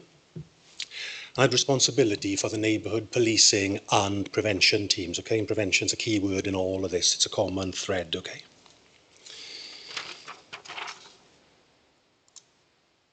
So you'll see from the second slide, there's a Y there. There's a personal Y because of the impact as a sergeant many years ago in Llanelli that a high-risk incident had on me. And I swore that day that my team and I would investigate properly domestic abuse incidents. And the second Y is, with my responsibility with neighbourhood police and prevention teams, I asked the question, what were we doing to support the Chief Constable's priorities in terms of domestic abuse? I didn't think we were in that space enough. I knew we had an awareness. We were delivering domestic violence kits, which the Commissioner kindly funds. But I think we needed to do more. And there's some historic reports that back this up in terms of that. There's a HMIC report, Everyone's Business, Improving the Police Response to Domestic Abuse, and that covers off the fact that forces need to use their neighbourhood policing prevention teams more when tackling domestic abuse. You'll also see on screen a couple of definitions there of the gradings of medium and high risk. I've left standard out, which is the lowest grade risk. But for me, I'm drawn to the line in bold, which is the offender has the potential to cause serious harm. So there was a gap here in the terms of the way we were responding from a uniform frontline perspective, particularly neighbourhood policing, and we needed to fill that gap. So it's really important to do some thinking around this and try and work out what we could do to address that. So you will see from that slide that there's the acronym LRO. A lot of you will not know what that means. And I'll briefly say what that means. It means local responsible officer. So chief inspectors such as I that work in the 4 BCUs complete what's known as a local responsible officer role. So they work with their own neighbourhood police and prevention teams to try and combat organised serious crime within their communities. And that 4P model, which I'll explain in a little bit more depth shortly, is used. So in my role within Carmarthenshire, I became immersed in this world, and ultimately what it did was made me think about how that model could be applied elsewhere in policing. And I was aware there was a forced review ongoing, and we were looking at how we could reconsider our neighbourhood police and prevention teams. So I came up with the idea about deploying this model, which is used in combating terrorism and organised crime, to actually service the needs and safeguarding issues for medium risk victims of crime. Because when you look at the 3 scales, standard, medium, high, then it's a sliding scale, and that medium can go up. I appreciate it can go down, but that could go up at any time. And initially, we as a force, our response officers attend, safeguard the victim, look to make an arrest immediately if the offender is present. But we needed to do more. And our neighbourhood teams are essentially an extension of prevention for me. They're critical in the way we can prevent crime and ASB within our communities. So I came up with the idea to pilot it in Carmarthenshire. So from January the 20th last year, we started the work in Carmarthenshire.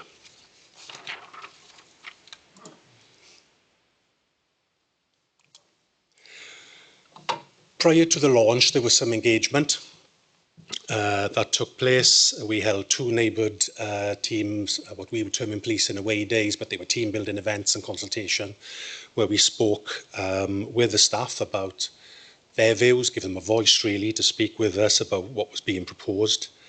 Domestic abuse is everyone's business within Dyfed-Powys Police. So whatever role you are, police officer, PCSO, it's everyone's business. And I wanted the neighbourhood policing team in that space and doing more really to support the force priorities. We gave some refresher training, those that needed it, most had a good knowledge base. Consulted with the Commissioner's Victims Forum, and also presented this to the IAG, the Independent Advisory Group, where we took feedback every time and implemented that. I was fully engaged with the DA Commissioner's Office from the start. Again, consultation, taking advice from them. And what we were proposing and doing is not being replicated in any other force in England or Wales. And that's their words, not mine. And I also spoke with our staff association, because PCSOs are primarily driving this, believe it or not. They are engaging with the victims and referring and safeguarding medium risk victims into support services. So it really shows the value of them and the role and what they bring really to the table in neighbourhood policing.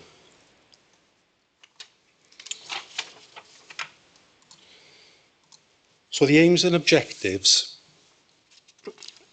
there's a few on here, but I'm going to summarise it. You can see that we as a force are trying to eradicate domestic abuse, and we endeavour every day to do that from all round through the 4 counties within the force.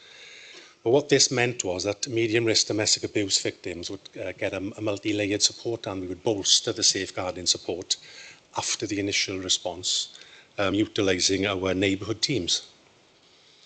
And we would also target the domestic abuse perpetrators themselves as part of the process. You'll also see that there's quite a bit on that slide, but ultimately what it's saying is we will work with partners internally and externally, our central prevention hub here, domestic abuse support services within Carmarthenshire. Identify what works, take feedback as we moved along and implement that. And identify what does work and what's best practice for us. And to provide the neighbourhood policing prevention teams, the PCSOs, with information that helps them effectively manage the risk to the victim prior to engagement, but also for the neighbourhood officer themselves. So this is what we initially shared with staff, and CALMS there is an acronym for Carmarthenshire. Okay, it's what we use in force, but it was shared only with our neighbourhood teams within Carmarthenshire. So you'll see what the 4 Ps are there. Prepare. That gives the PCSO the opportunity to research force systems, to ascertain if the offender has been remanded, so will then be in prison, charged and remanded from court, or if that person is on bail. So if that person's on bail, is it safe to contact the victim? Is it safe to engage with them? And these are all considerations for the PCSO prior to any engagement with that victim. And that contact then, the preference is in person. Protect. You can see protect on there. Again, the PCSOs and the neighbourhood officers will consider what additional safeguarding can we give the victim, what can we do, what's within our gift, or with partners to protect this victim. Again, as I touched on, it is preferred to meet in person, but we do take a holistic approach to this. And when the neighbourhood officer is considering the protect elements and criteria when speaking with the victim and eliciting information, there are 16 safeguarding options that they can choose from, such as alcohol referral, drug referrals, submitting a public protection notice, housing, fire referrals, refuge referrals, all. I'm not going to read all 16 out, but we really are taking a holistic approach really to service the needs of the victim. So we are doing our best for them during that engagement, that secondary follow-up engagement. So you'll see prevent there on the screen as well. Prevent, this is about where we can use some of our legal powers and civil powers, conducting bail checks with the offender if they're out on bail, domestic violence protection notice and order checks. Also, and these are disruption visits really and patrol plans, which we need to update to make sure that these are happening. And under the pursue elements, what other measures can we put in place? Well, you'll see on there, Opmanity. Opmanity is basically an arrest hot list for outstanding domestic violence perpetrators, which we manage daily. It's managed 24/7, and we are endeavouring to arrest those who are still at liberty, having committed a domestic violence offence. So the process. Initially, the process, we were contacting victims 24 hours after the initial incident. My rationale for that was really to let the emotional dust settle for the victim and some of the shock that may have occurred. But then I had a conversation with the central, with the vulnerability hub here in HQ. So now we contact the victim anytime from 24 hours up to 72 hours. So that allows our secondary risk assessment unit, which is SRAU as you see it on the top of that slide, to conduct their assessment really. And what happens is if that risk increases to high, we do not engage. Because in Dyfed-Powys Police, the high-risk victims get the gold standard model, total safeguarding wraparound. So we don't engage with that. We'd be stepping on people's toes, and there are professionals involved in that we don't touch. If the risk is reduced, the standard is the same. So we're only focusing on medium risk victims. When we're engaging with victims as well, we ask... did I press the wrong thing? No. We ask the victims basically some quality assurance questions because we wanted to harvest some victim data, satisfaction data. So we asked them, what do you think of the service? What could we do better? And any other suggestions that they could offer. And we record that. So any interactions we record on our record management system, that's known as niche. So there's a tab on there called Safeguarding General Note. So a summary from the neighbourhood officer who's engaged with the victim will go on there about referrals, any further offences that have been disclosed, and generally a summary of that interaction. So that democratises that information. Essentially, it's visible then to the vulnerability hub here, as well as the investigating officer, and that will help inform safeguarding decisions. In order to record a lot of all the engagement, we initially created a spreadsheet, which served this purpose probably till about end of November last year, and I'll explain why at the end of November. And we then moved to MS Forms. It was far better, more intuitive, and it facilitates that improved data harvesting. We have a performance team here in HQ, so that would help me and others and us harvest that data in terms of the confidence data that we were storing online. And also during this process, we've engaged with the domestic abuse services within Carmarthenshire, with the office manager and the team, and they've spoken with staff and offered some advice as well in terms of how best to deal with domestic abuse victims. So the outcomes. You'll see in there, I've tried to highlight some of the P's: protect, prevent, pursue. So between January and the end of October last year, there were 711 medium-risk victims of domestic abuse within Carmarthenshire. Of these, there were 138 received further safeguarding actions. That wouldn't have happened if this wasn't in place. So the positive in that is where we're getting to victims, and we're getting some of them to support us in referring them and any other referrals that we can support them with. 4%, about 28, did not answer our calls or when we knocked their door. It's a small number, but we make 3 attempts with every victim to try and get their support on this. Repeat victims were getting an enhanced service. There were some disclosures of unreported crimes, so when the response officers have attended, they may have disclosed an assault, shall we say, but then when the neighbourhood officers have followed up, they've disclosed theft of bank cards, misuse of bank cards, and those then are being recorded and shared with the investigating officer. We completed various referrals to charities. Some of them are on mental health, with victims struggling with mental health during the incident and post-incident. And where they refuse to engage, because we asked the quality assurance questions, and these were the victims' his words, that refused to engage, it must continue for the other victims. Just because they don't want to engage doesn't mean others don't. So when we ask those questions now, we tell the victims we're leaving the door open. The door is open for you to come back to us. This is the incident number. You can come back to us and we will refer you whenever you want, but also provide them with those numbers as well, because they may want to contact domestic abuse support services themselves. Under the prevent, you can see the high visibility patrols, which I've touched on.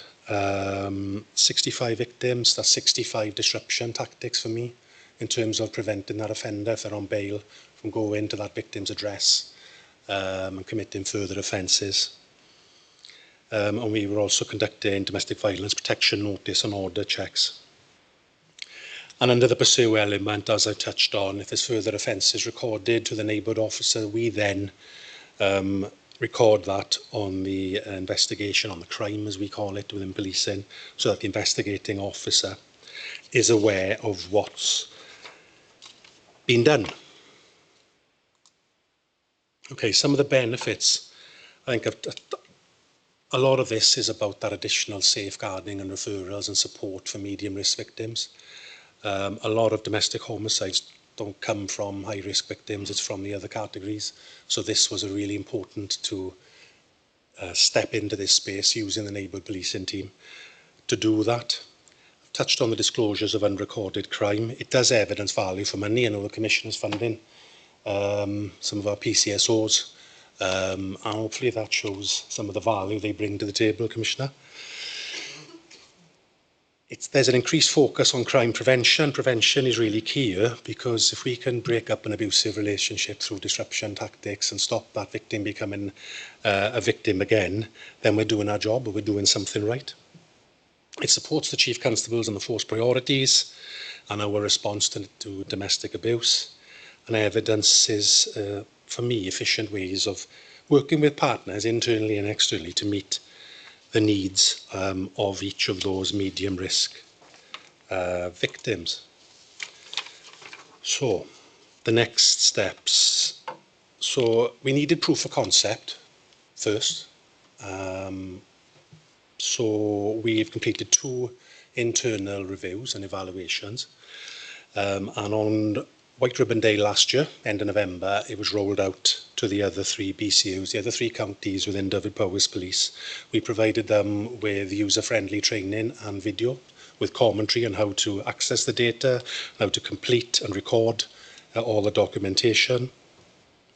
We also signposted them to a repository that we had on the Carmarthenshire Teams channel, which is everything you need to know about domestic abuse policy and guidance.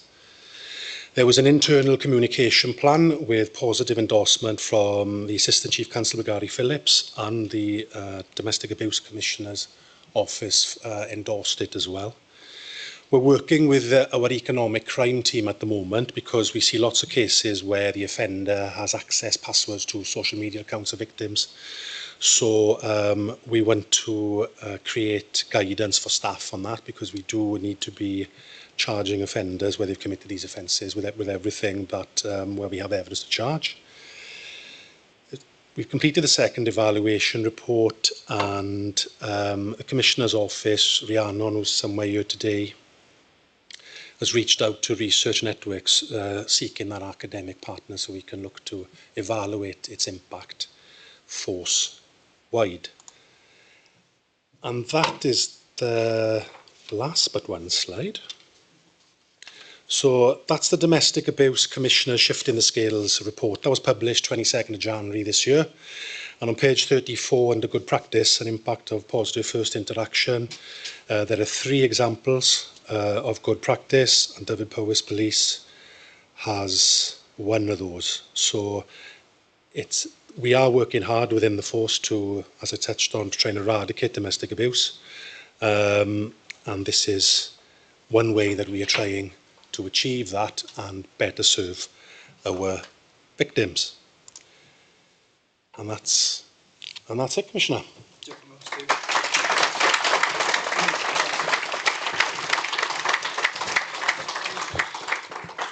Diolch, Steve. I need to bring the mic down now. It goes without saying, doesn't it? I know you're all thinking it. Steve's very tall and I'm very short. Right.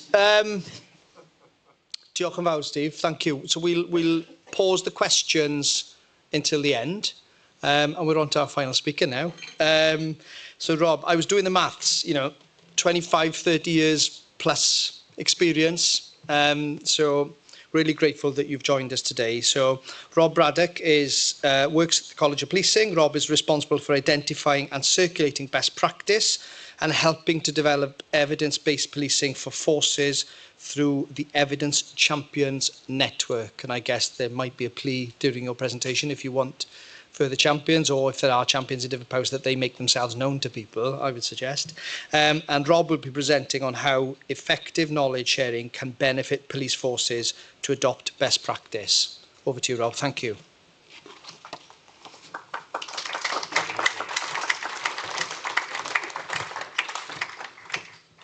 I think the world looks like a slightly different place from up here. Thank you. I'd like to say, firstly, thank you for giving me the opportunity to come and speak to you today. I think certainly you always look at the agenda and go, oh no, I'm the last one on. But actually, to be honest, I'm more invigorated now speaking to like-minded people than I think I probably would have been before the event had kicked off. So many thanks for that. I'm a senior researcher at the college and responsible for knowledge translation, which hopefully is a little bit about what it says on the tin. It's about taking rather large, data-heavy, systematic reviews and hopefully turning them into something for practitioners that isn't very large and data-heavy while still retaining the key messages. But also knowledge exchange is a really important thing, a really important part of what we do, which again, the clue's in the name. It's all literally about sharing relevant evidence with others to ensure that good practice is identified and adopted. So I've been asked to talk about some of the mechanisms we have for sharing research and knowledge at the college. I'm kind of a little worried about this because on one hand, everyone, you may well be all sitting back going, yeah, we already knew about that, which would be very bad on one level for me because it'd be like, well, there's no point in telling you. But on the flip side, it'd be very good because it means at least our messages are actually being received by people and our products are being used. I think it's probably important that everything that I'm going to show you today, regardless of whether you've seen it before or not, is freely available on our website. It's not restricted purely to any particular one group. You can go to our website as a member of policing or an interested member of the public and see all of the information that's available that I'm going to show.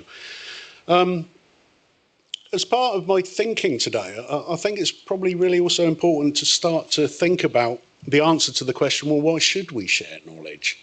And this is just a thought that cropped up during today, listening to people tell us about really the really interesting things they're doing. And I think really knowledge is, it's really important to have individual evaluations of specific interventions. But unless people actually know that that material exists, we can't build on it. And it's really important that we look at what we already know, but actually then actually start to learn more and start to replicate individual interventions so we can be more and more confident that actually the intervention is being effective. On the other side of the coin, I think it's also important for us to actually understand where the gaps are. If we don't know what already exists, then we can't work out where the gaps lie. And obviously in policing, there are always going to be gaps in our knowledge because policing is constantly evolving. So by exchanging knowledge and sharing that knowledge with people, it enables us to become better informed and hopefully kind of continue that research cycle and become more and more knowledgeable about the topics that we're actually interested in.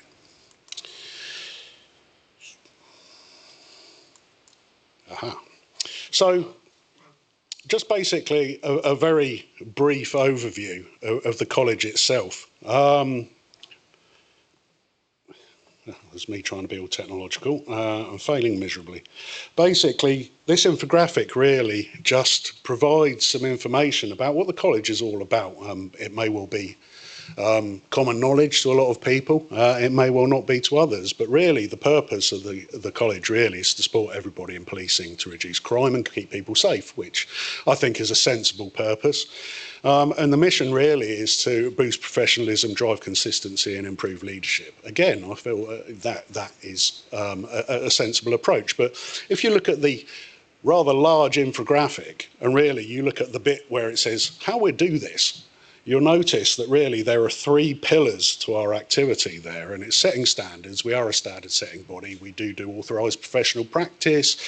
We do provide guidance on various policing practices. I think really the really interesting one, and I love the fact that this is actually literally slap bang right in the middle of everything on this particular slide, and sharing knowledge and good practice.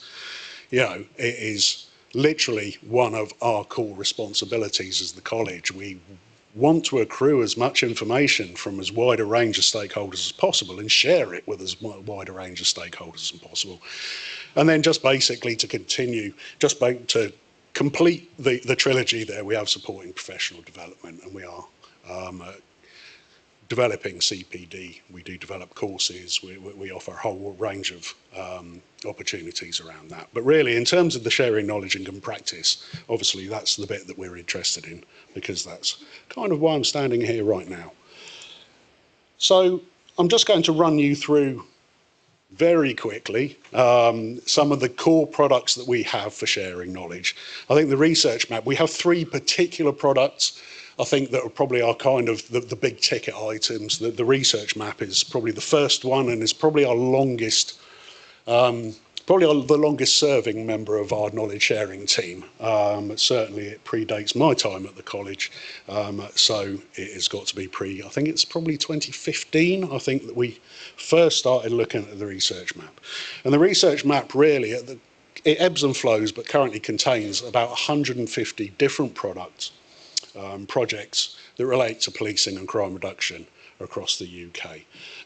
There are some particular caveats that sit around the research map, and that's fine. Firstly, that the projects must be in conjunction with an academic institution.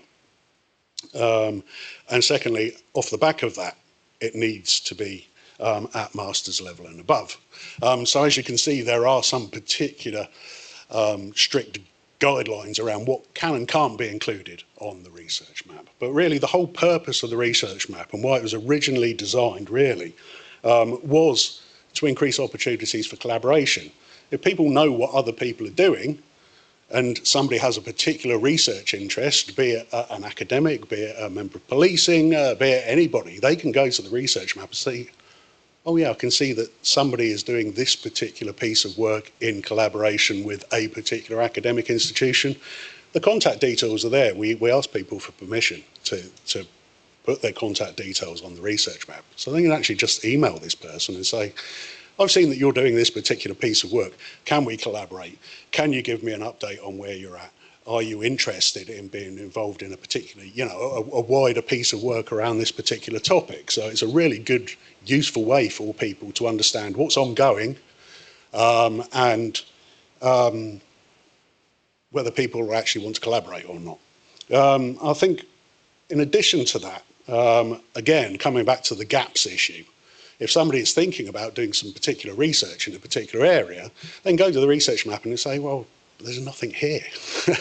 we're not seeing anything on this particular topic, which isn't kind of concrete proof that nothing exists, but it may well lead them to think, well, actually, maybe there is a gap here that needs filling. So it's really important, as I said, if we can show people what's happening, then they can make a decision as to whether it's an area that's worth replicating or reproducing, depending on what the topic area is. The Crime Reduction Toolkit has been mentioned several times today, and that makes me very happy. The Crime Reduction Toolkit is the second of the trilogy of products that we have for knowledge sharing. And again, we have very, very strict and particular criteria as to what can be put on the toolkit.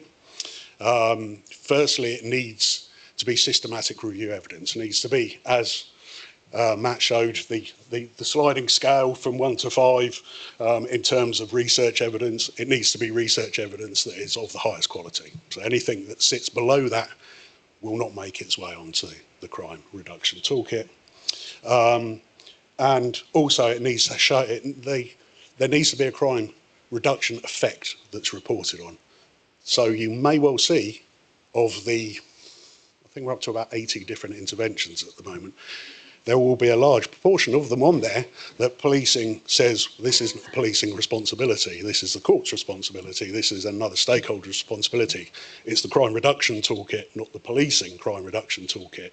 So if it has a crime reduction effect and there is a systematic review in existence, we will take the document, we will read it, digest it, put it into hopefully an understandable format for people, and we will add it to the toolkit, and we are constantly searching for these things. None of these products, what's on there this week may well not necessarily be what's on there next week. We are constantly adding material to